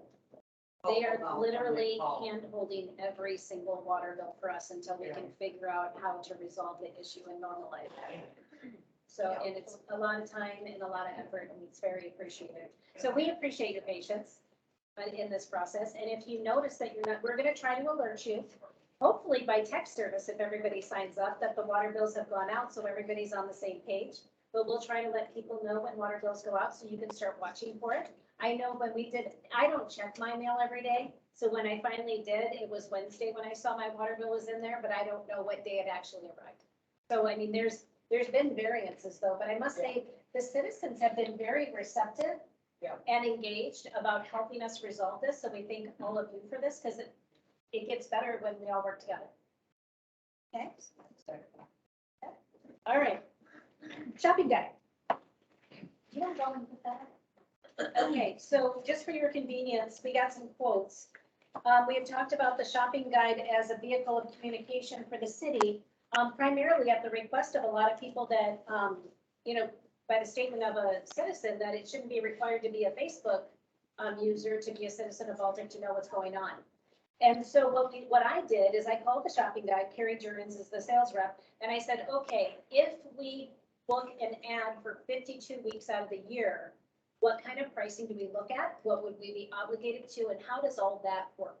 So what she did is she was kind enough to, oh shoot, I was gonna bring a shopping guide to kind of show you visually what this was, and I apologize for that. Does anybody have one in their purse? Okay, so what she did is she explained that they do it by columns, so columns in the paper, and then how many inches down. And so I asked her a lot of questions about like, what are we obligated to? What if we want to change sizes? What if one week it's just something tiny? What if the next week we have dog days and we want to do a bigger ad to make sure everybody knows what's going on? Again, the shopping news actually goes out to 13 or 11 different cities. And the reason why the shopping news, although we will always continue to have our newspaper of record, which is Del City Journal. Thank you. I always get that word wrong. And, but we thought that the shopper, thank you, was an excellent tool. Thank you, Lacey. was an excellent tool because everybody gets it, right? And so, one of the things that we asked for is to have page 3. I don't know if you can see this on camera. Okay, so you got page 1, you got page 2. So Baltic would have page 3. So when you open up your first paper, you go here. This is where you would go to find Baltic information. And it would be every single week. We're going to try to come up with an annual plan and program so people understand what's going on. There's lots going on in our city, people. And so, I mean, it could be events, it could be a business highlight, it could be the minutes, it could be departmental reports. It could be, updates on, your erosion form, go check it out. It could be a huge plea to join the tech service. There could be all sorts of things. There's no limit of communication of what the city hall can do with their citizens. And so, that was what we asked for, was the bottom of page 3. There's, different pricing here. What I asked is, what is the smallest size that we could contract for, and still get the decent pricing, but then we could go bigger if we wanted to, because we would still get the same price per inch, but we could contract whatever size we wanted, which I thought was incredibly generous and fair of them, okay? They help us with the design, so that is a lift off of our staff. We just have to kind of let them know what it is, and we can work with them on that. And we just need to let them know the week prior to do it. Does anybody have questions about this? Yes, You want the citizens? Go ahead. go ahead. Questions? My question was, how do we get that shopping tag? Is it mailed? It goes in your mailbox every Wednesday. Wednesday. So every person gets it every Wednesday in their mailbox, which is why we thought it was a great form of communication. Any other questions? Where would the money be allocated from? We talked about that today, and we do have, budget in services is what it's called, and this is definitely a citizen service. And so, because we wouldn't start until July, it would only be a half year, which would be $3,120 for fiscal year 22. And we do have that available in the budget. So, that was the research that I did. So now the council, are we prepared to make a decision? Are there questions you need answered? Where would you like to go with this? I'd like to see more effort on the things that are free personally. Not that this isn't a huge expense by any stretch of the imagination. Obviously, something that's fed into every single person's mailbox carries a lot of value, but putting some emphasis on services we have currently between texting and our new fancy website that I think we can utilize a little bit. Maybe this is something we use partially or to a certain extent and help try to utilize those things, but that's just the. No, I actually hear what you're saying, and I guess I fall back on my years of sales and marketing, where when we're trying to establish a relationship with our taxpayers, right? We're trying to open up the communication channels between City Hall and the citizens. And so that sometimes requires a layering process to be able to reinstill those channels of communication and help citizens understand that it's okay to call and ask questions. You're going to get your questions answered. It's going to be responded. Obviously, things are a little bumpy right now because we're trying to get all our systems in place. However, this is considered another layer until we can get things normalized and people can get the information. One of the, I don't know if you guys found this or when you were campaigning, that one of the largest things that I heard from people is, we never know what's going on. How do we even know what's going on? We never hear anything. We don't know anything. Now, yes, we have information on the website. There is the part of asking initiative of the taxpayers, but I also think in light of where we are right now, reaching out to people where they're at, whether it be on Facebook and the website and by print, we're kind of covering all our bases. Because the only print communication we do with our taxpayers at this time is a water bill and a tiny little postcard that only allows you to put maybe 3 sentences, and we don't even know if people look at it. And so this kind of fills that gap of communication to ensure that everybody's getting the message. And, because not everybody is technically savvy. Not everybody can navigate the website. Not everybody's on Facebook. So, 200 people on texting, if that tells you the level of interaction that we're not having right now, this actually kind of nips that in the bud and makes sure that every citizen, another thing that it does for economic development is that it also tells other cities what's going on in Baltic. So that's also a huge promotion to our city, and it helps shine a light on what's going on in Baltic so people start looking for it. Because when it's there every week and you know it's every week, you're gonna start looking at it. So it's a promotion thing for Baltic as well. Question for you. So can you do it and then kind of evaluate it like by, November or December before you have to renew the contract over next year? The pricing is a 52-week pricing, but it's only obligated for this fiscal year. Right, that's what Yeah. I mean, but so before the next fiscal year, before you commit to that, can you Sure. see kind of if it's working or not Yeah, working that's- among the citizens, like a survey or, somehow saying, hey, We we'd like can- your input to know. I think that I think it's, $6,000 and no one's really looking at it. I Not think how much you push. I think that's very fair to ask. I think that sometimes when you're trying to evaluate a specific tool of communication, sometimes the response rate is a little tricky because again, it's all layering. It's kind of like saying, why did you pick Coke? But you didn't know it was because it was a radio ad that said Coke right before you went to go order your lunch, kind of thing. And so it's a difficult thing to measure, but I agree with you. I mean, if we do ad hoc, talking to people and things like that, and they're like, well, what ad? Then that's definitely worth evaluating. Well, you can always save a couple of lines towards the end of the year, saying, if you enjoy this service, please send a response to the city hall. Or, inundate city hall with a bunch of phone calls about the shopping Well, center. we could say, find the magic word and you get a Baltic pencil. There you go. Or magic eraser. Oh, my goodness, wouldn't that be fun? If you really want a Baltic pencil, wouldn't you? I know. So we could find something fun like that though, because that would be kind of fun, and make it kind of a contest so people are looking for it and, kind of make it a little sassy. Yeah, I don't know. Yeah, It's an idea that we had talked about and I've kind of pitched it to citizens for quite some time now and it was always well received, and so again, not my decision. But any other thoughts of the council? They have terms other than 52 weeks? They do, the prices go up. I assume that would be. To Travis's point, I'm always on board for free. But I can tell you, trying to find communication that's been free has been frustrating. Fast. So I am really looking forward to just opening up a page and having it there and not having to be real tech savvy or have time to motor around on 3 different screens and do all this other hoo-ha. So I'm delighted that you're going to try it. I agree with Diana. We try it for 6 months, give it a test ride. We decide it's not working for us. And then really not harmed that much. Revisit in December maybe. You know, 52 and put it in next week. A year is 62. Half a year is 62 and you divide that by, how many utility bills did we have? 476? Just So it ends up being $13 a household a year, $1 a month, so $1 a month. a buck a We're month. like what we're paying for our mosquito spray. Yeah, kind of like that, but it's coming out of the services budget. Okay, any other discussion? Would the council like to take any action on this at all? I make a motion, we try it for 6 months. Okay, so Nikki's made a motion to try it for 6 months. Now, in full transparency, the agreement would be 52 weeks, so if we do 6 months, then I have to come back with different pricing. Because the pricing we're getting is committing us to 52 weeks. Which is a buck a house. What are the chances of canceling? I don't know, I haven't seen it, I have no idea.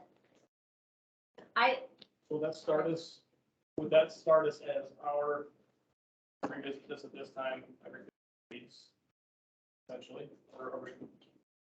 If we accept that pricing, we would be obligated for 52 weeks. However, we only had to worry about the budget for 3120 in this fiscal year, which is, we have that.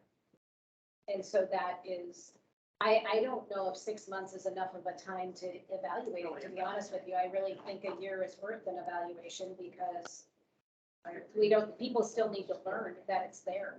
Well, there's a lot of new people moving into town, and that'll be a good vehicle for them to find out more about the city. There is that. Try it for a year. Yeah. Revisit in July. I think so. I'll make a motion to try it for a year. Okay, Nikki's gonna make a motion for trying it for a year. Is your motion on the contract for, you have to have that specifics in your motion?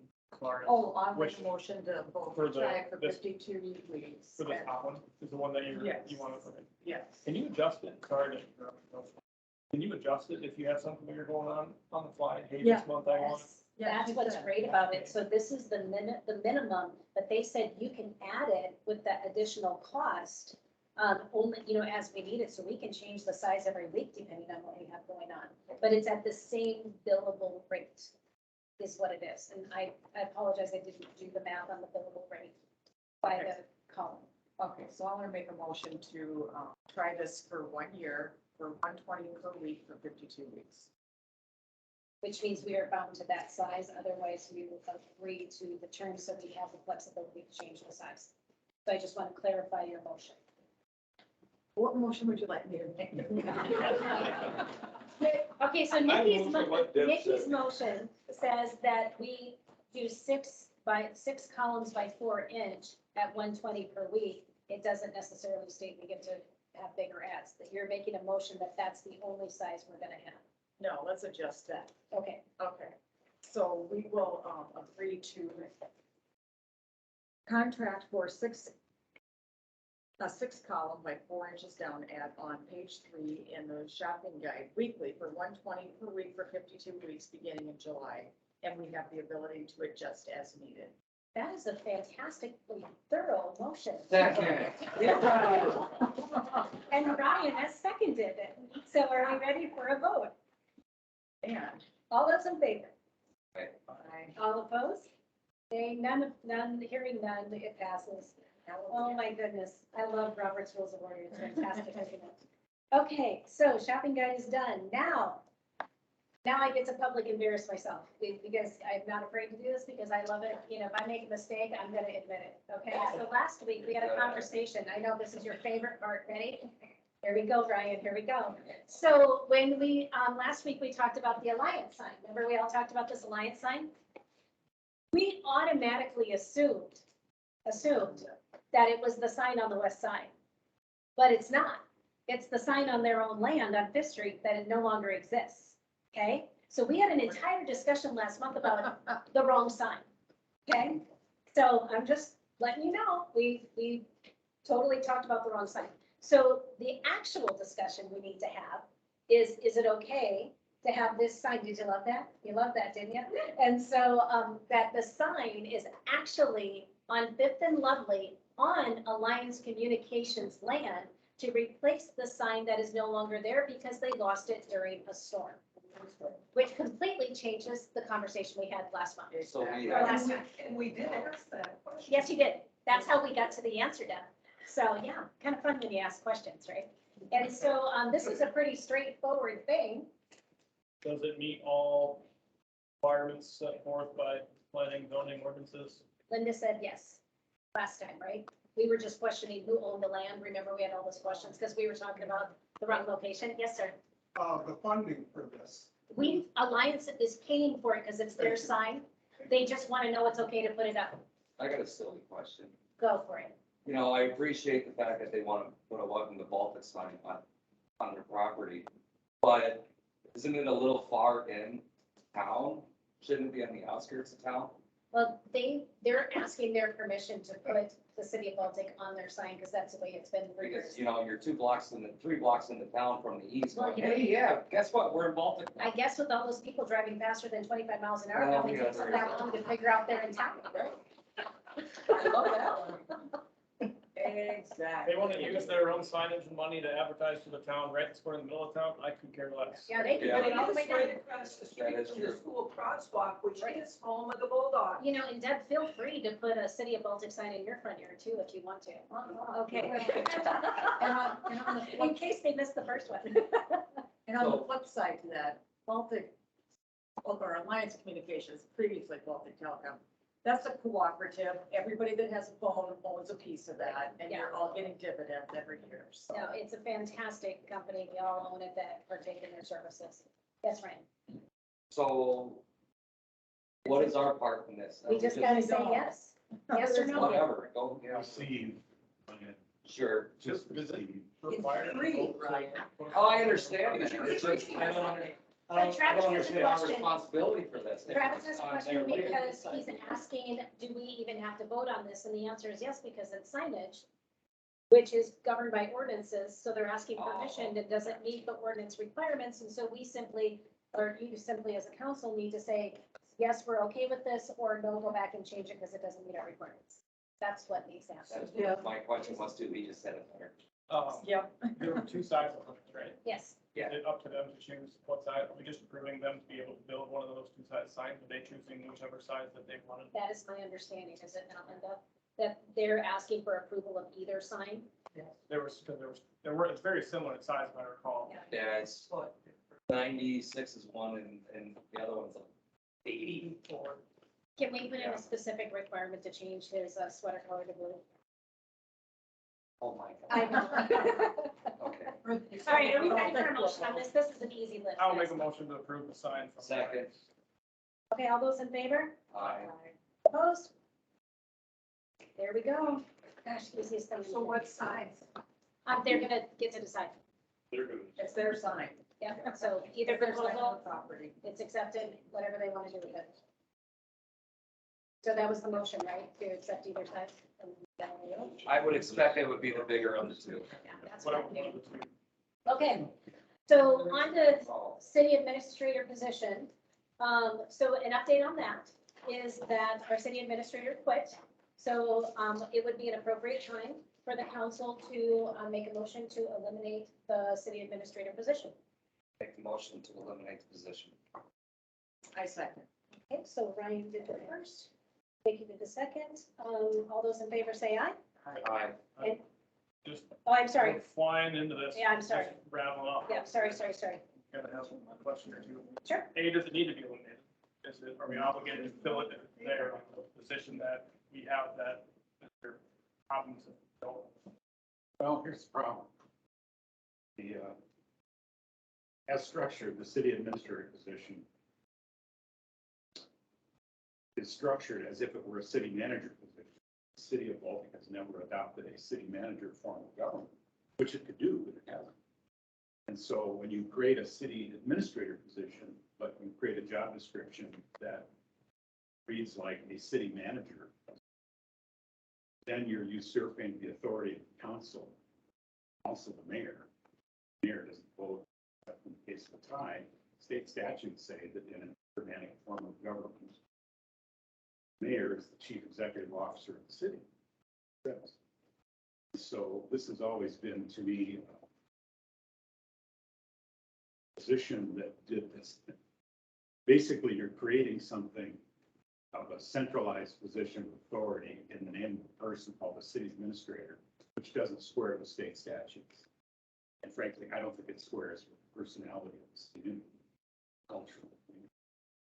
It separates the executive function into a paid full-time person as opposed to city council. I can show you. And it affected the way the city entered into contracts, which some of the stuff will be made public. Anything the city votes on will be made public. That's the best advice I can give you. That if somebody wants to create a city administrator position again, do that. If somewhere down the road, this council duly elected by the people decides that there should be a city manager, you can do that too. But, and you can all correct me if I'm wrong, but having been involved with the, I would say, the culture of this community for a long time as a resource. I'll just tell you, I resigned because the city administrator position was created, okay? It created a level of opaqueness that I didn't much like. And it took away the role that I had with the city council and the mayor to advise the council on matters of community interest and need. And it just got more and more opaque and more opaque. And that position was created without any input from me. And so that's a good part of the reason why I left the city attorney position. And when that had the prospect of changing, that's why I agreed to come back, is that I want to be involved with the city council that represents the community and takes the community's interests as a family. I guess I'll just say that, it's a little sappy maybe, families fight. And I understand we got emotions going here.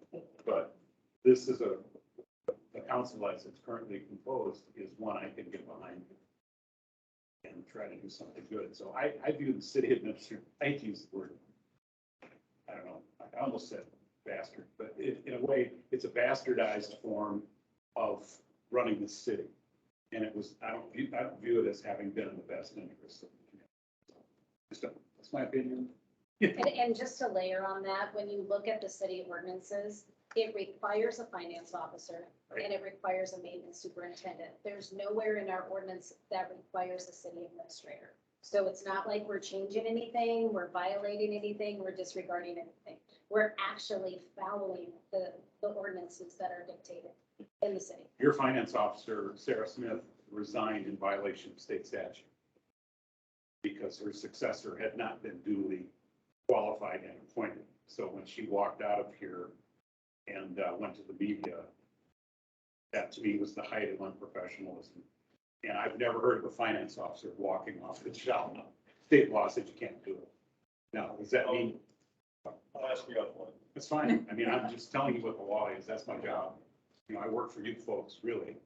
On a happier note though, because we found someone that has 24 years of experience in municipality finance officer, we were able to overcome that in a bumpy road nonetheless, but yet a road. So we're very, very fortunate to have found Miss Linda to help us get through Are this. you saying her letter of resignation that she submitted right after the election was never accepted as a letter of It was resignation? accepted by the council. in No, no, no. violation. No. Becca never submitted a letter of Oh, okay, that's- resignation at the No, change, not, at no, sorry, the not the change of city administration. administrator, we were talking about Sarah, the finance officer. Yeah. She submitted a letter of resignation in April. And was accepted, so it was the council's deal to hire. Okay, well, that's so, that, You can deal with those people if they run for office. Correct, I'm not saying right or wrong, I'm Well, just first saying of all, Mr. Hughes is personnel saying matter- that she just walked off the job, she didn't. She gave a month's notice of a letter of resignation. You read the statute, ma'am. All you gotta do is read the statute. It says that a finance officer, no, Never quit. not until the successor is duly appointed and qualified. for the Period, record, end of story. Okay. for the record, It's in the the handbook. finance, there is nothing on the minutes that says the finance officer resigned in April. There is nothing on the record that states that. So why did the city fire him? I can't get into that because it's personnel The issues city and I was. finance unaware. officer. We weren't on. It's another story you don't know. We'll John. talk about one. Oh, well, the municipal finance officer is an exception to the at-will relationship. As state law dictates terms of employment for that position. I'm just telling you what the law is. You can inform whatever opinion you want. And you Have we think, done any research on if the city manager with our projected growth would be a step in the right direction? And that's no offense to you, I understand. Oh, no, It seems like a little bit of a biased opinion, well, because you've got a bad taste in your mouth. It's no offense to you, but that's what I'm getting. and I have a half Mediterranean blood running through my veins, so I tend to get a little blown out, but a city manager could be an excellent source of administration of the city if it's done in a proper way. Okay. But However, it takes your voice away. Yeah. And it takes our voice away that represent you. Because the city administrator or city manager would bypass the city council. There would no longer be check and balances in play. We would be void. I know for a fact that's not how. So I think. Oh, Brookings is a way different community. Well, that's what I'm saying, like, it Yeah. depends on how you write your I words, lived so there. don't just come at me with, it takes my voice away. If Well, we can rewrite things, we can make things. I think you should stay tuned and see what develops in the next few months, and then you'll be able to form an opinion, because there's a whole bunch of stuff that we can't talk about. That's fair. So if you're gonna change our form of government to that, doesn't it have to go to the vote of the people? There's definitely a process to that. We're not suggesting at this time to change our board of government at all. But I'm saying before when it was changed, when it was changed and the. No, what they did is they changed a job description. They created, back in July of 2018, a full-time city administrator slash economic development director position was created. Okay, and then, in September of 2020, somewhere in September to December, that city administrator slash economic development director position was then redesigned to be solely just a full-time city administrator position. And in January, a $15,000 raise was added to salary, even though there were fewer. So if that's the kind of government you want to So raise. those are facts. It's public information. And so, because we're following the ordinances, because we're following the structure that is allowed within our city, because we're in, a state of evaluation, because the city administrator has quit, and because Nikki and I were allowed to, go into negotiations of eliminating the city administrator position, we are now in a place in that process where the council has the choice to eliminate that position for now. And like John said, we can bring it back anytime we want. We can rearrange job descriptions. We can, redesign whatever we see fit for our city at the time that we see fit. But at this time, it is my recommendation that it makes sense to eliminate the city administrator position until we feel otherwise. That's my recommendation, but the city council gets to discuss and the city council gets to vote. To the gentleman in the back, if the city of Baltic decided that it wanted a city manager form of government, then it should be just properly structured. Yeah, and that was my question. Yeah, That's why those choices are there. So we as a community can decide how we choose to be governed. Currently, we're aldermanic. If I may, I just want to make sure in summary that I'm understanding what I think has been talked about in this room. And my understanding, I know you'll correct me if I'm wrong, because that's who you are, is that years ago, a position was created that wasn't created appropriately.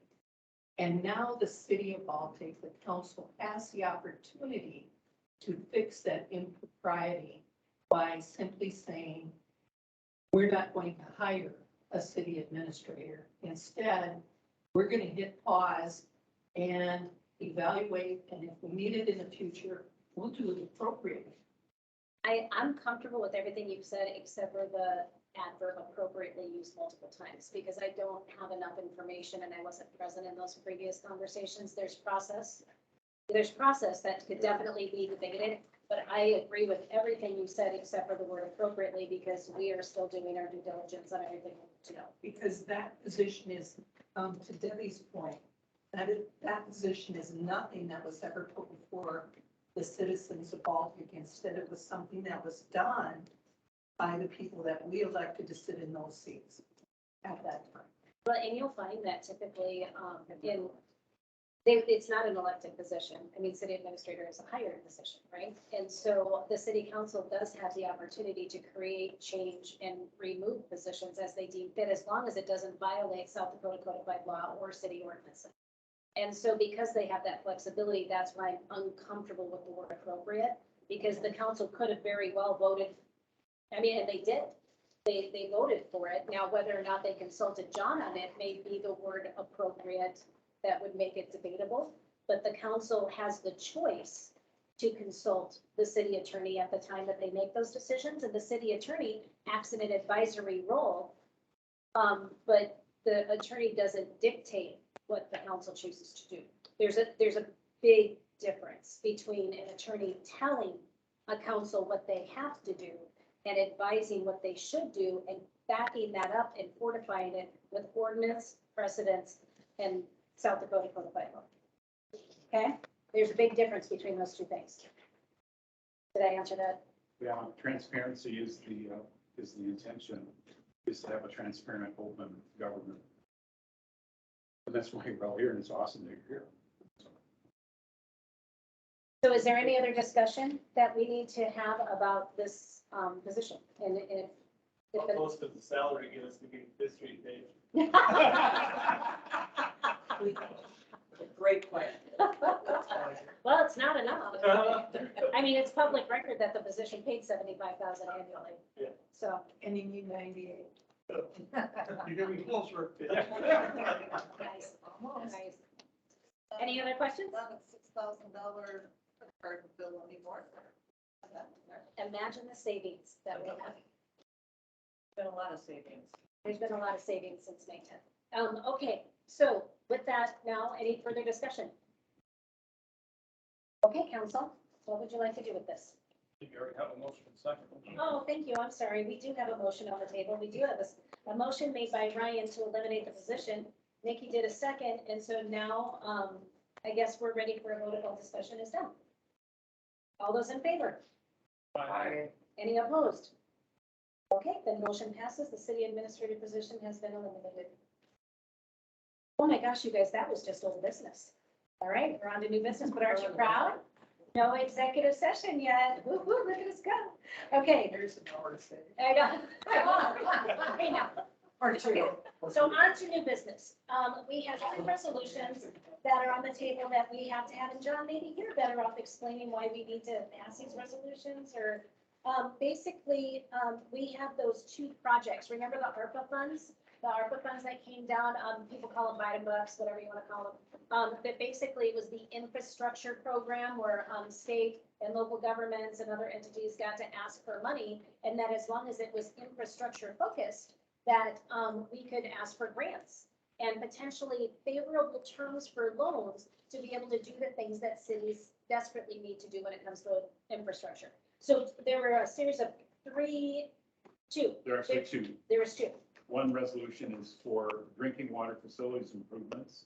The other is for sewer facilities improvements. And Todd Meyer Henry is the bond lawyer in Sioux Falls that his firm has been doing bond issuance work for municipalities for, gosh, 25 years probably. So I talked to Todd a couple weeks ago, and actually it was more than that, it was probably 3 weeks ago. It has.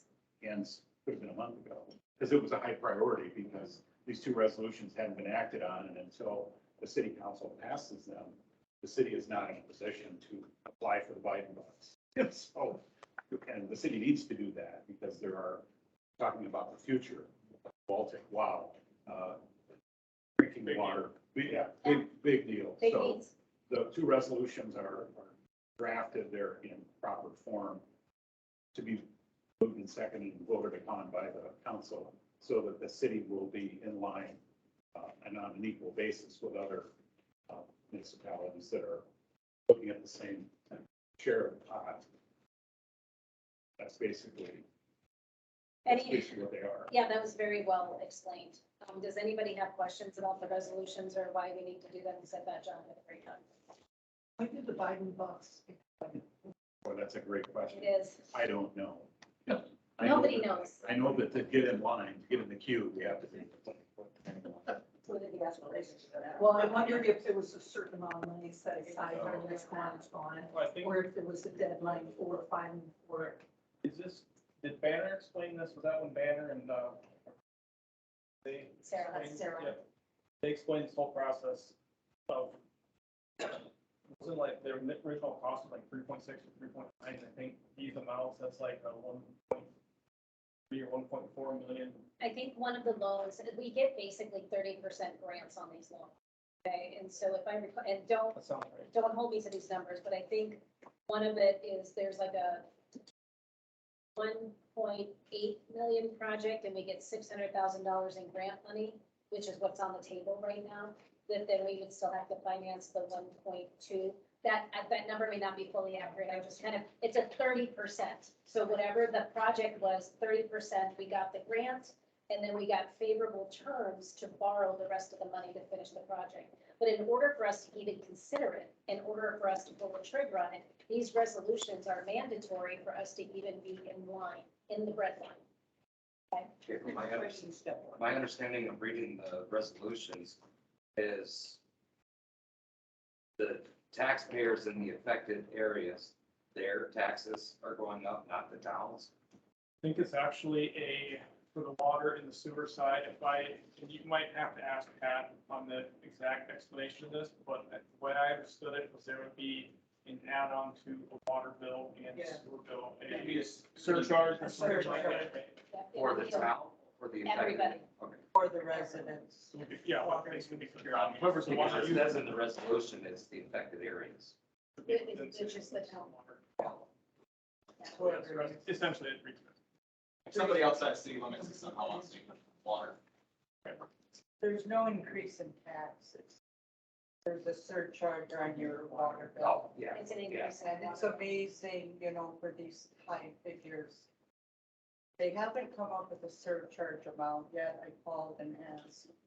They have to get further in the project. But usually it's not that bad. I mean, it's too little. Yeah, I don't think, for some reason, $10 seems like it was in my head, but that might even be Mayor higher. had projections if it was entirely made of loans. Or, Yeah, so since this is a mixture of grant and loans, yeah, I do remember that conversation. I don't remember, but I believe the surcharge has to be approved by council. Yes. So this is step one to get into the bread line. Once we get down the line and we know what the exact numbers are, then we will whether or not we want to actually do that. And so this gets us in the bread line.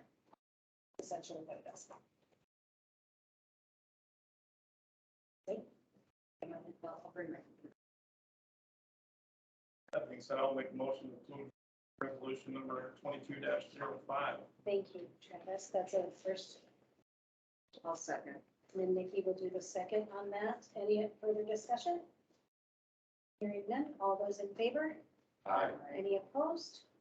Then resolution 2205 passes.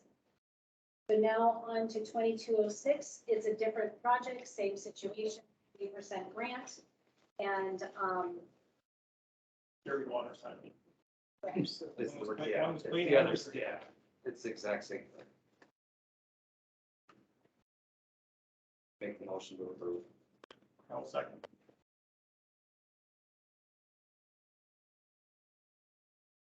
sorry, I'm trying to get people. Hearing none. Motion passes. Thank you. I did multitask. Oh, all those in favor? Aye. Any opposed? No. Okay, then resolution 2206 passes. Sorry, I'm getting distracted. I know I'm getting distracted. Okay. Planning and zoning appointment. You guys have been very, very patient. For my notes here, we had one remaining position on planning and zoning, and I've been kind of putting some feelers out and figuring out what makes sense. And I have a recommendation to make, but in my other recommendations, I always had background, so I wanted to add that. I would like to recommend that Debbie Murphy is added to our planning and zoning. She shared with me that she has retired from a construction company after 42 years, and she sold buildings for 18 years, and she worked with permits on some of those as well. And so she said that she would love to lend her expertise to our planning zoning committee, and I said, that is a fabulous idea. Can you come on Tuesday? I would love to make that recommendation. And so that is my recommendation for the last person on planning and zoning. Do I just ask, do we have to do a motion on that, right? I think you did. A motion to approve? You can appoint. But then they have to approve the appointment, Well, right? I think we did that with Ed. So Yeah, we we'll have did. to do the same thing. So can we do a motion to approve Debbie Murphy to be the final member on our planning and zoning? Nikki's gonna do the first. Second. Brian's gonna do the second. All in favor, say aye. Aye. Any opposed? Motion passes. Debbie Murphy, you are now a new member of our planning and zoning committee. Give her a round of applause. Very excited about that. Okay, so now on to Paul Clark. Paul Clark has been helping us in an emergency situation, making sure that all of our inspector needs have been met since we transitioned. And so we wanted to formalize this to be the interim building inspector. And we hope in long-term will be our building inspector, but right now interim is fine. We can live with that. He's been doing an amazing job.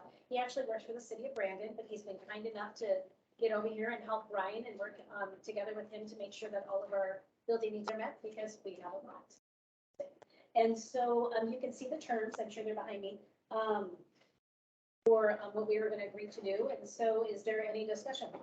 John, his wife and my wife are close friends. Does that pertain to me at all? Not a conflict. You can always abstain if you want to. But it doesn't matter. No. Okay. Okay. Any other discussion?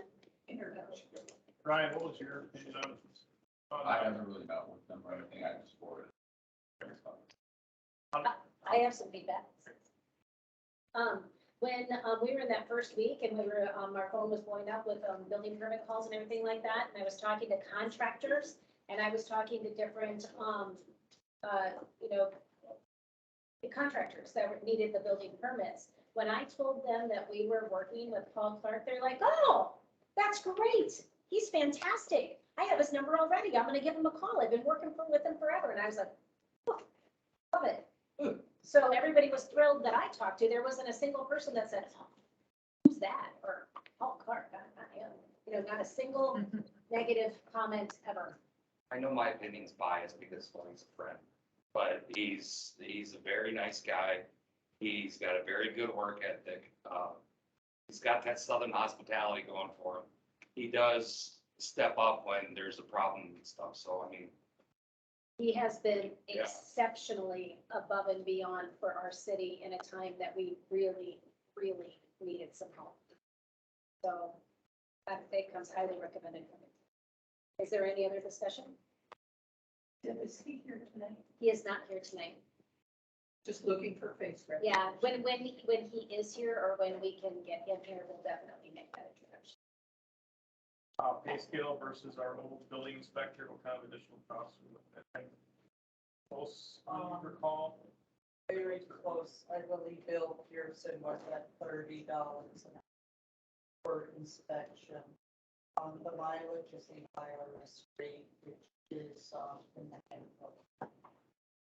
And also Paul Clark was, inspector for Minnehaha County, the city of Hartford, the city of Humboldt, helped out with the city of Crooks when that building inspector was injured. So he has so much more knowledge. And he does charge Humboldt $50 in inspection. So we're getting a bargain at 35. Thank you for that. Any other discussion, questions? make the motion to accept. Want to reference these terms? Please. I make the motion to accept Paul Clark as interim building inspector with everything else on the paper. That was I mean, really come on. official. You Come on, trust you me, gotta no, keep- I wouldn't read it on.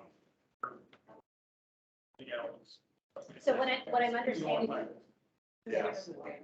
One second. There, read that? No, because I don't want this in the minutes. Because this is, Should be in the minutes. It should be in the minutes, Absolutely. okay. For the minutes, gotta be in the minutes. Gotta be public Go record. ahead. Okay, I recommend we accept Paul Clark as the interim building inspector. Contract employee status for inspection of $35. Pay per hour of consulting and the phone calls, $25 an hour. Mileage IRS rate is 62.5 cents per mile with no benefits. Just the benefit of working with us. That's great. Is that a motion, Ron? Yes, Okay, it is is. that It's a a motion? motion. That's a first. Do we have a second on that very complete and thorough motion that Ryan made? That's my first and last motion ever. So Nikki is going to second that. All those in favor say aye. Aye. Any opposed? The motion passes. Wonderful. Okay, so here's another really fun thing too. The Habitat for Humanity is coming to Baltic. So we posted this on Facebook. I believe that, do we have this on the website now? I think we're working on it. We're working on getting it on the website, but we did put this on Facebook. We did post it out on the window. There's a Habitat for Humanity house coming to Baltic. The address is 110 Moorfield, and you can apply. The information, Sioux Falls Habitat Org apply gives you through the questionnaire to see if you're eligible. If you have questions, there's email. The city hall isn't necessarily involved in this process, but I thought it was really important that we promote this and publicize it because of the offering that it is. And so, yeah, We already have a Habitat. for Yes, we do. Humanity house involved. we have had one before, and so I don't know if this is our second one, but we've had one before, we have one again.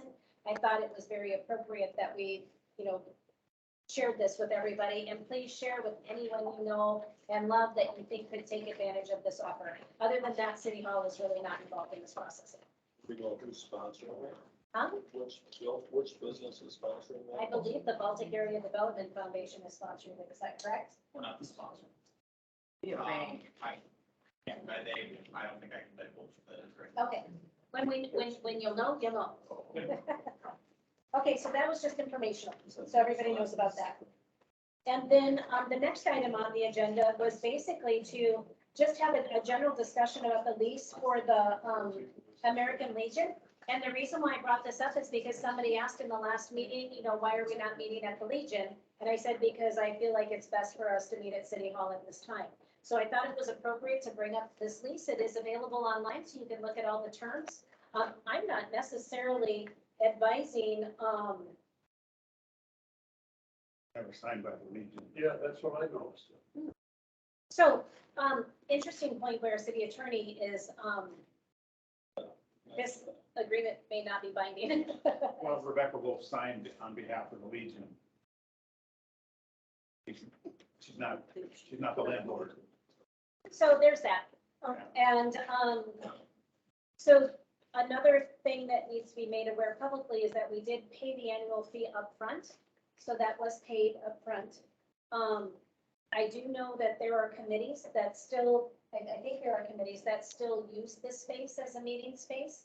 And so I'm not necessarily recommending to delete this. There is a clause in here, you can give notice if you want to.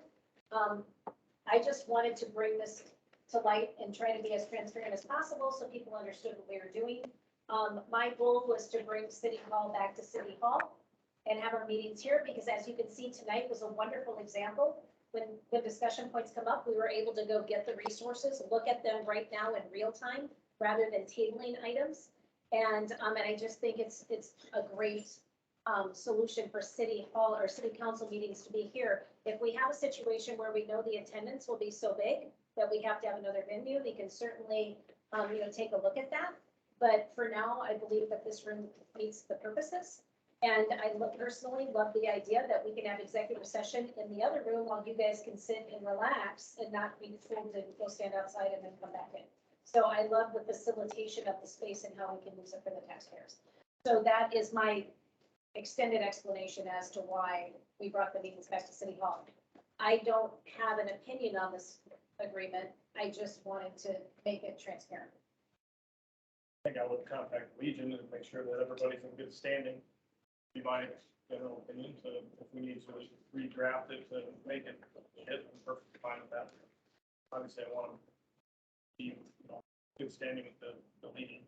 When does it expire? It doesn't stay with the state, so it's It's a year, commencing January 1, 2022 until December 31 of 20. so just the rest of this year. And then it goes month to month. Well, I think what you have here probably is a month lease. If you wanted a legal opinion, which you can look at this any way you wish. It's a $3,000 annual payment. Legion is not a party to it, but clearly the intent was to pay them $250 a month for it. I guess it's up to the council whether how you want to respond to this. Do you want to approve?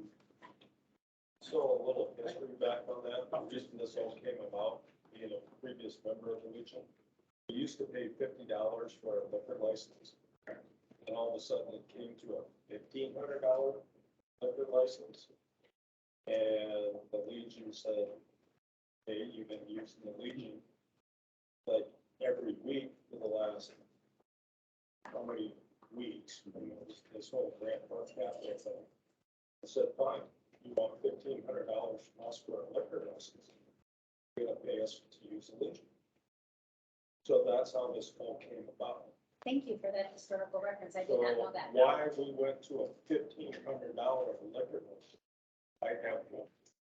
Clean up the fact that there was a $50 liquor license, and if they get to do it once again, I have a deal. I'm only speaking just by, I don't know if that's actually the case, but it doesn't take much deep diving to think that's probably gonna cost a red flag if somebody else comes in and wants one. Well, Dollars you and cents wise, it's basically the You same. only have so many liquor licenses based on your population. Okay, here we go. But Baltic is a local option community like Okay. Brookings, like where the city actually holds all the authority over alcoholic beverages. And then the city enters into operating agreements, like, for example, I remember when the Legion would get temporary licenses, temporary operating agreements. Sure, and it was like $50 or throw that. And I don't remember being part of the $1,500. No, that was outside of here. Yeah, I don't remember. That was after you left. Yeah, okay, yeah. I don't remember the exact thing. I mean, my son was with the 82nd Airborne, he's still in the Army, he's a Ranger and all that stuff, so military's near and dear to my heart, obviously. So I appreciate what Travis says. I don't know, what do you need from me on this? Well, I guess my point was, is I didn't have any intent of wanting to dissolve this or ask for any money back because, you know, we love our veterans, you know, and so that wasn't necessarily the intent of this discussion point at all. We understood it was basically a donation for services that they were rendering, and I'm confident the council was happy to do that. And I mean, essentially, it's a donation, you know? And so I just wanted to make sure that we were being transparent of what the agreement was. And that if the council wanted to make any decision from there, I mean, the committees are welcome to still meet there if the Legion will still honor this agreement that isn't signed. So I guess the action item is we should probably talk to the Legion to see if they still even want to honor this. They brought us a key the other day. Well, I guess that's good intent that they don't want to. There you go, you're lucky. And then there's that. Yeah. So, I mean, I think. So just redraft the contract. So we just need to, so, and I don't think we need to vote on that. I think we just need to get a, John, that's your action item? Want me to redraft it? Yeah, redraft it. And that way, when it's an official agreement, that we can vote on it at that time.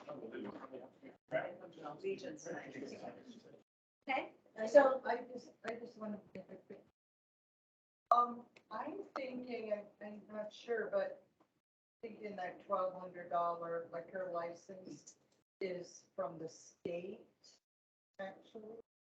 I'm not sure, but so, I mean, I don't know about, I've never heard of a $50 annual liquor license.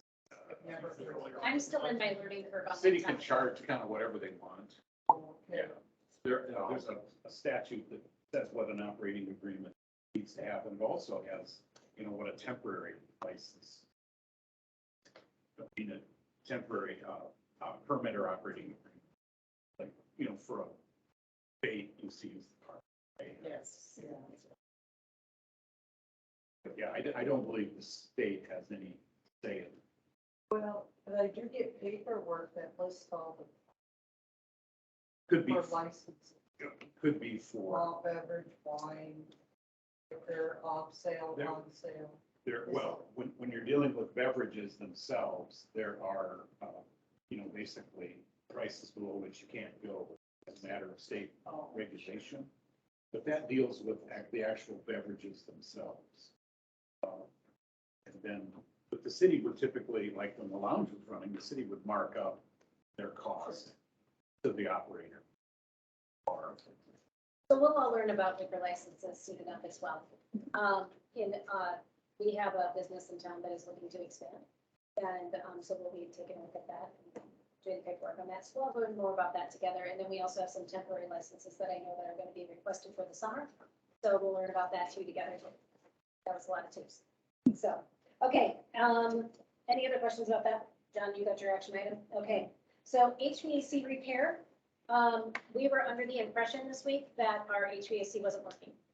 And so we called in Hewers, who had done the last repair in city council, or in the city hall, just to see if, because we figured he would be the most knowledgeable person of what may have happened. Good news is it was a fuse. So they replaced the fuse and everything was fine. However, this unit is a point of consternation for us. We're not quite sure what it is. We had, because we knew the meeting was going to be here today, it was a point of concern. And so we did have a company that was able to come in today just to see if it was something as simple as a fuse, right? And apparently it's not.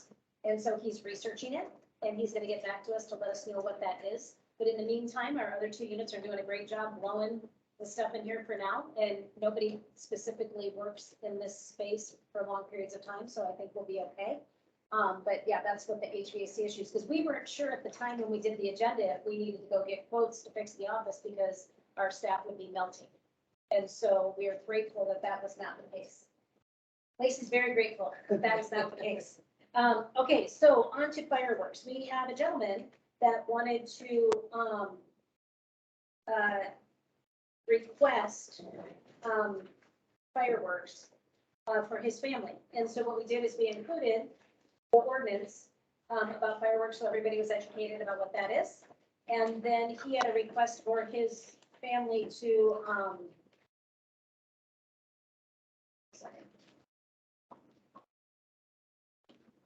okay. He is looking for, he wants to shoot a fireworks display after July 4th. And, he's requesting permission to shoot a short display at Riverside Park on July 5th, approximately at 10 p.m. And he just wanted to know any applicable fees and what the process was for that. And so the proposal is Riverside Park, July 5th at 10 p.m. It's Winter Nordby Family and Friends, and it's a synchronized patriotic display for 5 minutes and 24 seconds. Apparently he does this for a living, it's his business. And so he also submitted a couple of other proposals for the city for other displays, and I forwarded that information to the appropriate organizations for that. I guess let's just start with the, let's start with the one. He is looking for, how do I say this, John? Well, he needs a license, he needs a permit, Okay, see what the language is here. A license, that's what I could, okay. needs a license. So then does the council just vote on giving him the We license? basically approve the license that he requested, got to in the summers for random birthdays and things of that nature. I'm So it'd assuming. be the Tuesday after the fourth Sunday, Monday, just gives, Tuesday. Well, he's doing it for family and friends. I'm assuming he's gonna have fire prevention in place and all that chances. I think that's part of the license, That's isn't it? Yeah. That's the guarantee of that. Is there a meeting with the license? Oh, you're here. I'm here, Oh, you're here. so I can answer any questions. Oh, perfect, That's what I perfect. came. Okay, good. Okay, so what questions do you have? Fire protection. Yeah. I assume that's all. Yeah. Yeah. So, and then set up cleanup. Tell us your name and your business. Oh, I'm Colin Winter. I'm actually from Sioux Falls. My business is Backyard Pyrotechnics, LLC. My association with Baltic is the Norby family, is my in-laws. So that's what I was doing. Normally I would do it on her property, but the size of show I want to do is we don't have enough safe space. So that's why I was requesting to do it at one of the parks. I thought Riverside would be the best since it's not in the middle of town. Less noise goes around. Again, it's 5 minutes long. What location are you looking to shoot them off at down there? Probably behind the ball fields, have the audience, Grass field. yeah, on the grass field behind the ball. Have the audience like, Yes, sir. If the city grants this license, the other requirements, which are the other requirements? state license, sales tax license. Those are, I was interested because those are actually for fees for if you're selling. I'm not selling fireworks, I'm just doing this. So that's why I was a little confused and why I wanted to ask you what would I need as far as company, since it is outside of. It's actually a very astute point. Yeah, the reason I asked if there was a licensing fee with that is because there's nothing this far against you. No, that's fine. In the past, we let people outside of the Baltic community use our park facility, and we, the taxpayers, have ended up paying that and maintaining and the mess cleaned up after they leave because they have no incentive to do it. They've done their event, they're gone. We're left with a mess.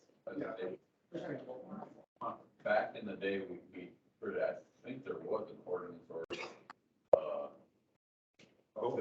with fireworks in the park because campers would always come for that weekend. And they would destroy the park. They would go out the whole field, they went everywhere and destroyed it. So then I thought we had put an ordinance stating that prohibiting fireworks at River Park. I think I remember that. I think we may have the wrong ordinance here in the packet. We need 130.05 B, capital B. Because this is section 11301, which is for selling, but the gentleman is correct back here. This Yeah, chapter where do we 1, find that? yeah, we need 130.05. You're looking for the ordinance. Oh, fine, C. Yeah, Not sell fireworks. yeah, which is fine, it's just a mistake, so. Oh, there we go. Yeah, we need, and so what we need is 130, which is not in the packet. Is that the ordinance? Okay, so go to 130. You have to actually go on the city website. I got you. Isn't this a big beautiful screen that we get to use? Isn't that great? We should have Super Bowl story fire. See you next year. See, there's text my gov. There you go. It's right there, right on the page. Everybody do it. Yes, and it doesn't go away. That's us. You just hit the X. Yeah. I know, but it's there every time I pull up a website. I know, because not everybody's registered. That's why. Oh, Go knock on doors, get everybody registered. Now take it out. And this, book here, all I have is that one. That's okay. We'll do a quick search. This is really easy to use. Works, right? There it is.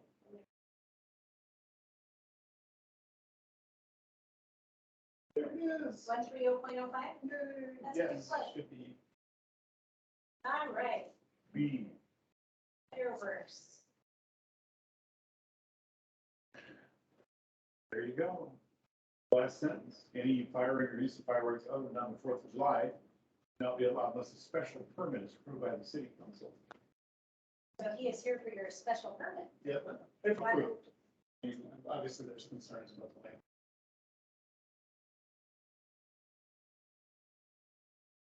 Are we under drought conditions? Last time we were under that, we left it up to the fire department to decide on whether or not we could shoot off fireworks or not. I believe that was last year. It was, yeah, it was. Is there one with fireworks in Riverside? No, not that I can see.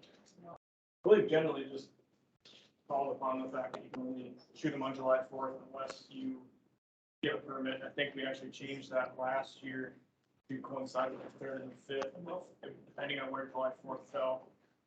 So, Only makes sense. yeah, a little more flexibility. You know, the $25 fee is for selling fireworks. I don't see that there's a, I don't ever remember there being a fee. I don't think there is. Permit. I think it's just, you just get the, Just get a permit. good blessing and clean up. Yeah. Well, I don't know if there should be something in writing for if the permit assesses any liability to you if you light the ball field on fire, or if you leave a giant mess, just not. Anybody, I'm not saying something. That's interesting to see it. how did you pay for every permit?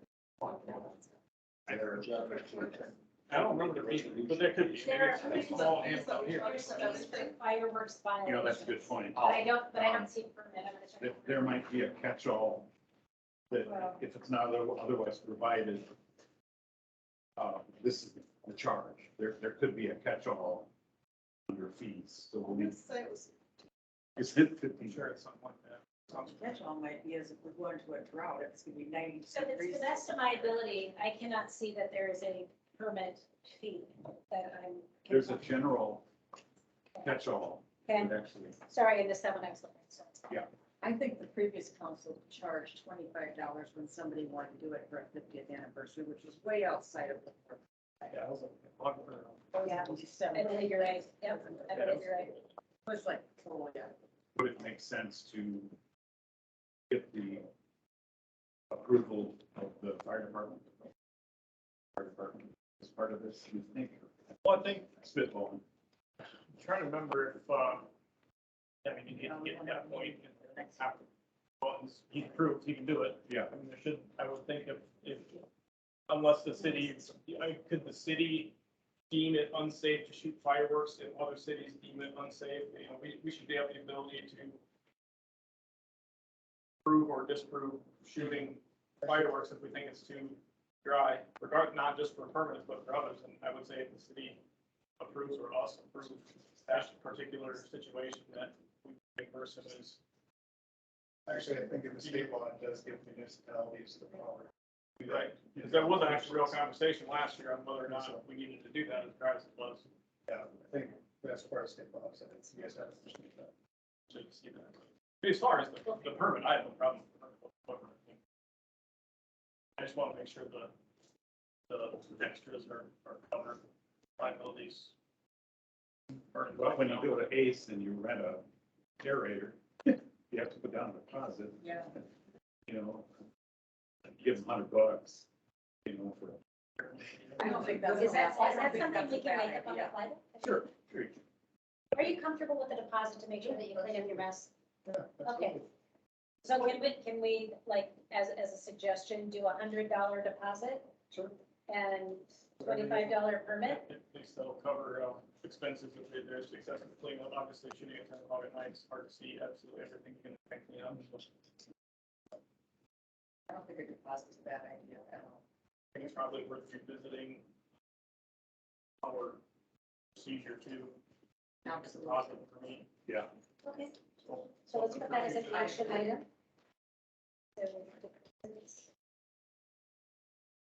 Okay, so does anyone want to take any action on this? I'll make a motion to approve the Special permit, I think. So you need to pay a special permit with a $100 deposit and a $25 permit, refundable deposit. Thank you. Yeah. I will make a motion to approve the special permit, July 5th, shoot fireworks. At what time? $25. 10. Oh, at 10 p.m. Yeah. Oh, I'm still on it. With 100. And it's only like 5 minutes. At least it's playing. Everybody's going to see law. At least everybody. They were raising the bond charge. Special permit. All right, so Travis is going to very formally create this motion, so then we have it done correctly. Yes, I make a motion to approve the special permit for shooting fireworks on July 5th at 10 p.m. to Mr. Winter. The permit will be $25 with a $100 refundable deposit. Second. Okay, so all those in favor? Aye. Any opposed? Sir, you get your fireworks. Then the other two items were really Yes. more advertising to see if the city itself would like to show. Let me explain, because, yeah. Sure. And so, the other one is that he made an offer to do a 4th of July celebration for the city of Baltic, or potentially a, fireworks display for Dog Days, okay? Because of the quick turn, and we're really not in a position to do the 4th of July, I was gonna show it to the council if they want to make that motion, but we really don't have anything else around that activity. So that's for the council to decide. And then proposal B, I forwarded to the chair of Dog Days, which is Carrie Sells. Okay.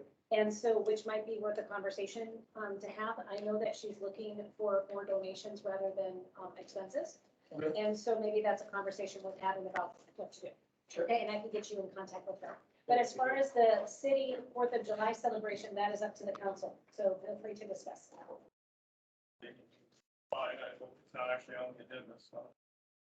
Well, fireworks, fireworks is. Yeah, but that was the request. Oh, yeah, it's not on the agenda, right. Okay, well then that's informational purposes only then, because you're right, it's not on the agenda. I apologize, I didn't do that. And so if it's something we want to pursue, then we can, create a special session to approve it. Okay? So, but since it's not on the agenda, we're not going to discuss it any further. But you get your fireworks. Okay. All right. On to peddler's license. We've been getting, requests for peddlers. And so, we thought it would be a great transparent thing to do is to present to you the peddlers, the transient merchants and peddlers requirements. So y'all had it, okay? And if I understand correctly, Linda, if somebody comes to your door and tries to sell you something, you have every right to ask them if they have it. I have. And if they haven't been able to And they produce run it. away because they don't have that. That's right. So I guess this is more of a public announcement, right, Linda? That we do have a peddler's ordinance that we would love to enforce. So if there's anyone knocking on your door that's trying to sell you something, then ask them if they have a peddler's license and have them produce it. Okay? Now, we do have a request. Yes, we have a request, and, I did not have her come tonight, but I would like to have it approved if she furnishes all the correct paperwork. So what Linda's saying is that we do have someone that's requesting, and it's the Southwestern Advantage Educational Books is the company. Yeah. And so what Linda is recommending, that should they produce all of the required paperwork, that the council would approve her peddler license. Do you always have to approve it, or do they just have to go through you guys? It says here, this, city council, approved by the city council. Yeah. And that's a question of, so selling something, is that the same as the Boy Scouts? That, because that's not, That's, that's, not charitable. yes, yeah. I was just making sure that, Yeah. because obviously I wouldn't want that to apply to the Boy Scouts or Yeah. whatever, so. If I was a Jordan or an Avon salesperson. Then I you would need a get peddler it. license. Yeah. Or the Kirby vacuum sales. Right. Nonprofit groups are excluded. Are excluded, yeah. Yeah. Good question. If you're, the council is approving that, you might want to make it retroactive because it would be that person who's already out now, he person stuff. Uh-oh. He is. Did you say that with your outside voice? So what I'm hearing from you is that you have had someone knock on your door? My understanding from people who are out and about during citywide rummages is that we have a person already out and about selling education. Yeah, well, now that person did not come to my door, but it's very coincidental. It's not the same. What are we doing with that? Well, we still have, We're, she still has to produce the paperwork. Yes. you could delegate to Linda the authority to judge her compliance with the requirements and collect the money and issue the license. We should know for sure. It's supposed to be a document. Peddlers have to exhibit their license. Requesting any citizen. But a lot of citizens don't know we have them.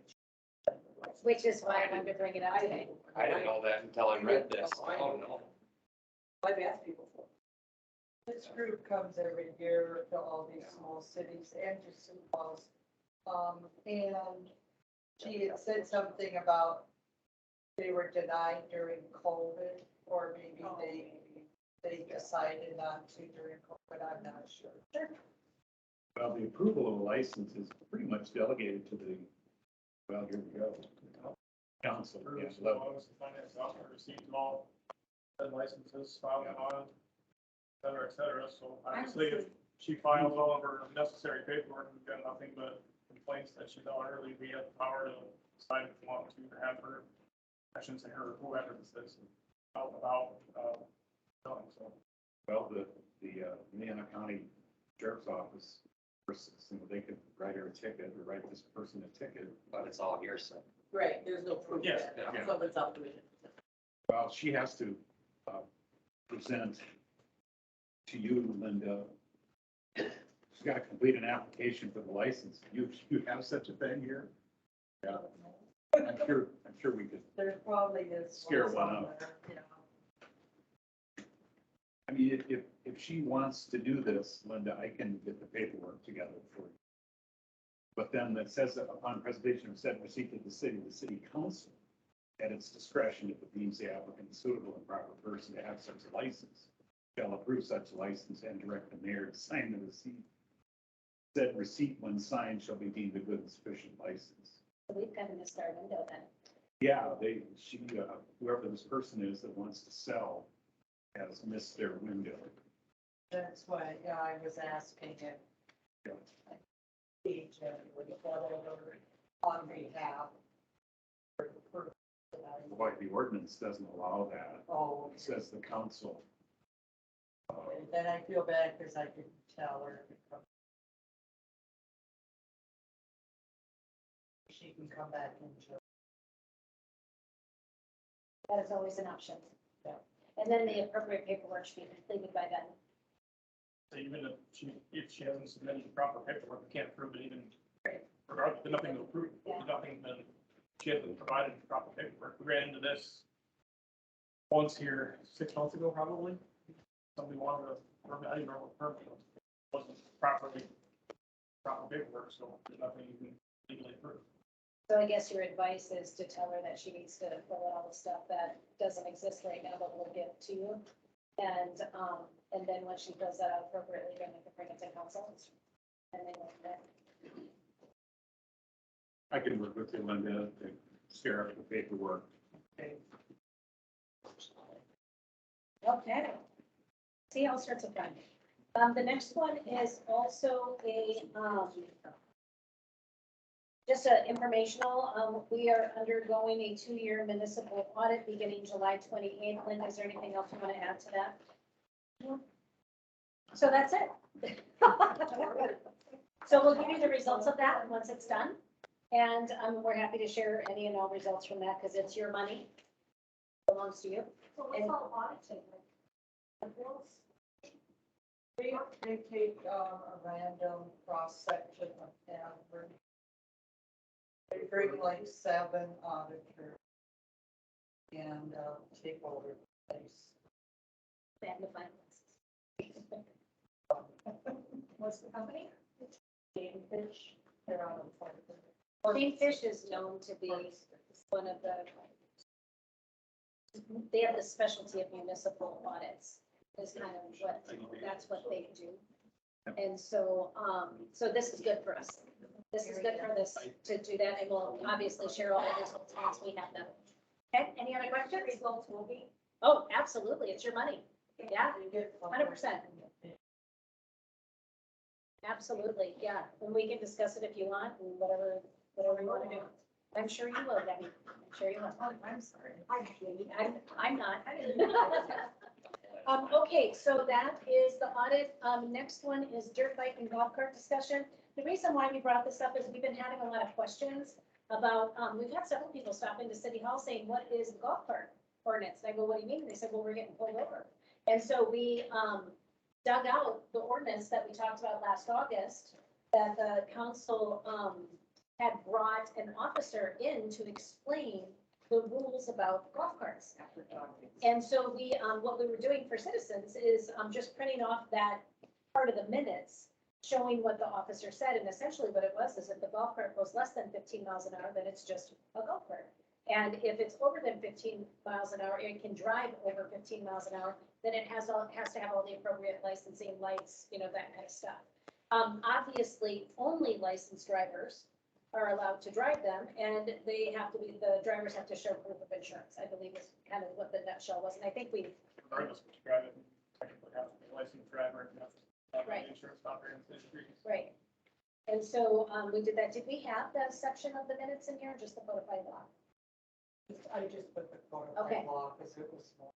Sure, more thorough. And so what we did is we included that for your information purposes, so that you are educated as an active citizen. And then if you want to review the minutes, it's the August minutes of 2021.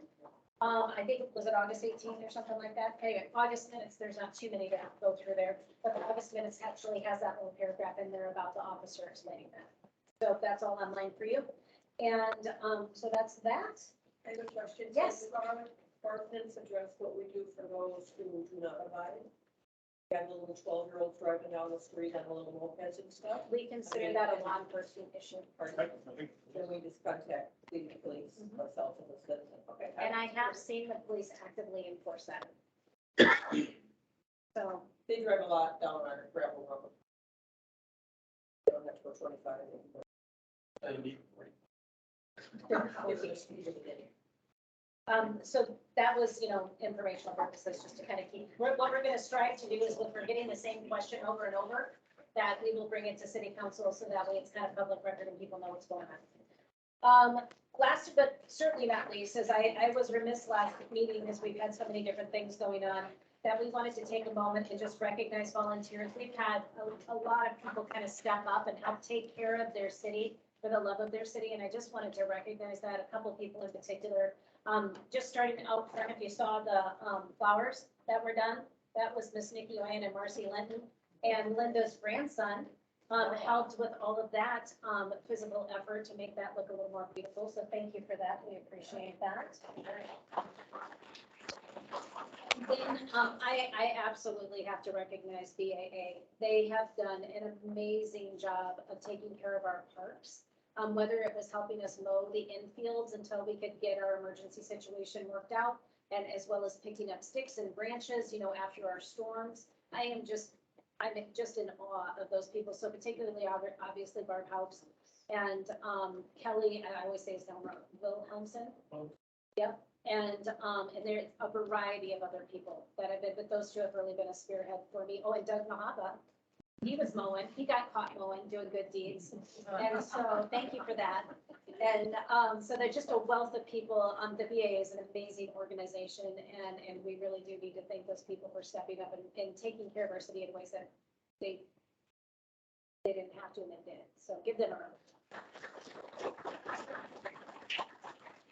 I have to tell you, you know, because we can't see and hear everything, if you see anyone in the city doing good works, you know, if you can catch them and let us know, we'd love to recognize them for it, because, you know, that's how small towns can become places that are home, because we take care of each other, and I think it's super important that we recognize each other for that. And, yeah, so that's, thank you to Can we everybody. put a shout out to the people who are busily working in our community garden? Oh, And thank you. remind our community that it is there for them. Yes, that is a really good point. I know that they're asking for help to keep the plants watered, and it's a wonderful amenity. And so, yeah, if you're looking for more information about that, where do they go? Call Sally. Call Sally Granchuk, Our your basement, basement. and you can learn how to participate in that. It is wonderful, a wonderful resource for us. Is there any other volunteer recognition that you guys are aware of that maybe I'm not? Well, keep an eye out, and we always want to know, because I love talking about the good stuff about our city. So that is, oh, yes. You should thank the ladies that answered the phone. Oh, my gosh, thank you. God, yeah. Yes, absolutely. So Debbie Murphy and Kathy Faith were brave enough to man the phones, or woman the phones, I should say, that first week until we could get Linda in here to help. And if any questions didn't get answered properly, it's probably because I took the phone call. So those two did an amazing job, taking messages, writing everything down, and trying to get the answers to people as best they could. And I know that there's still things we're working on. If things that were missed, don't hesitate to call us back and let us know. It was pretty crazy that first couple of weeks. And so, yes, Debbie and Kathy Faith, huge thing. There is no way we could have done that without your help. So, thank you. Anyone else? Okay, well, we survived another council meeting, everybody. Congratulations. Next week, there might be t-shirts. I don't know. Just kidding. I can't spend the taxpayers' money. All right, Big motion to adjourn. Travis has got the first on adjourning. Oh, Ryan got the second. All those in favor? All opposed? Hearing none opposed, we are adjourned. Thank you. So, you gonna be coming out?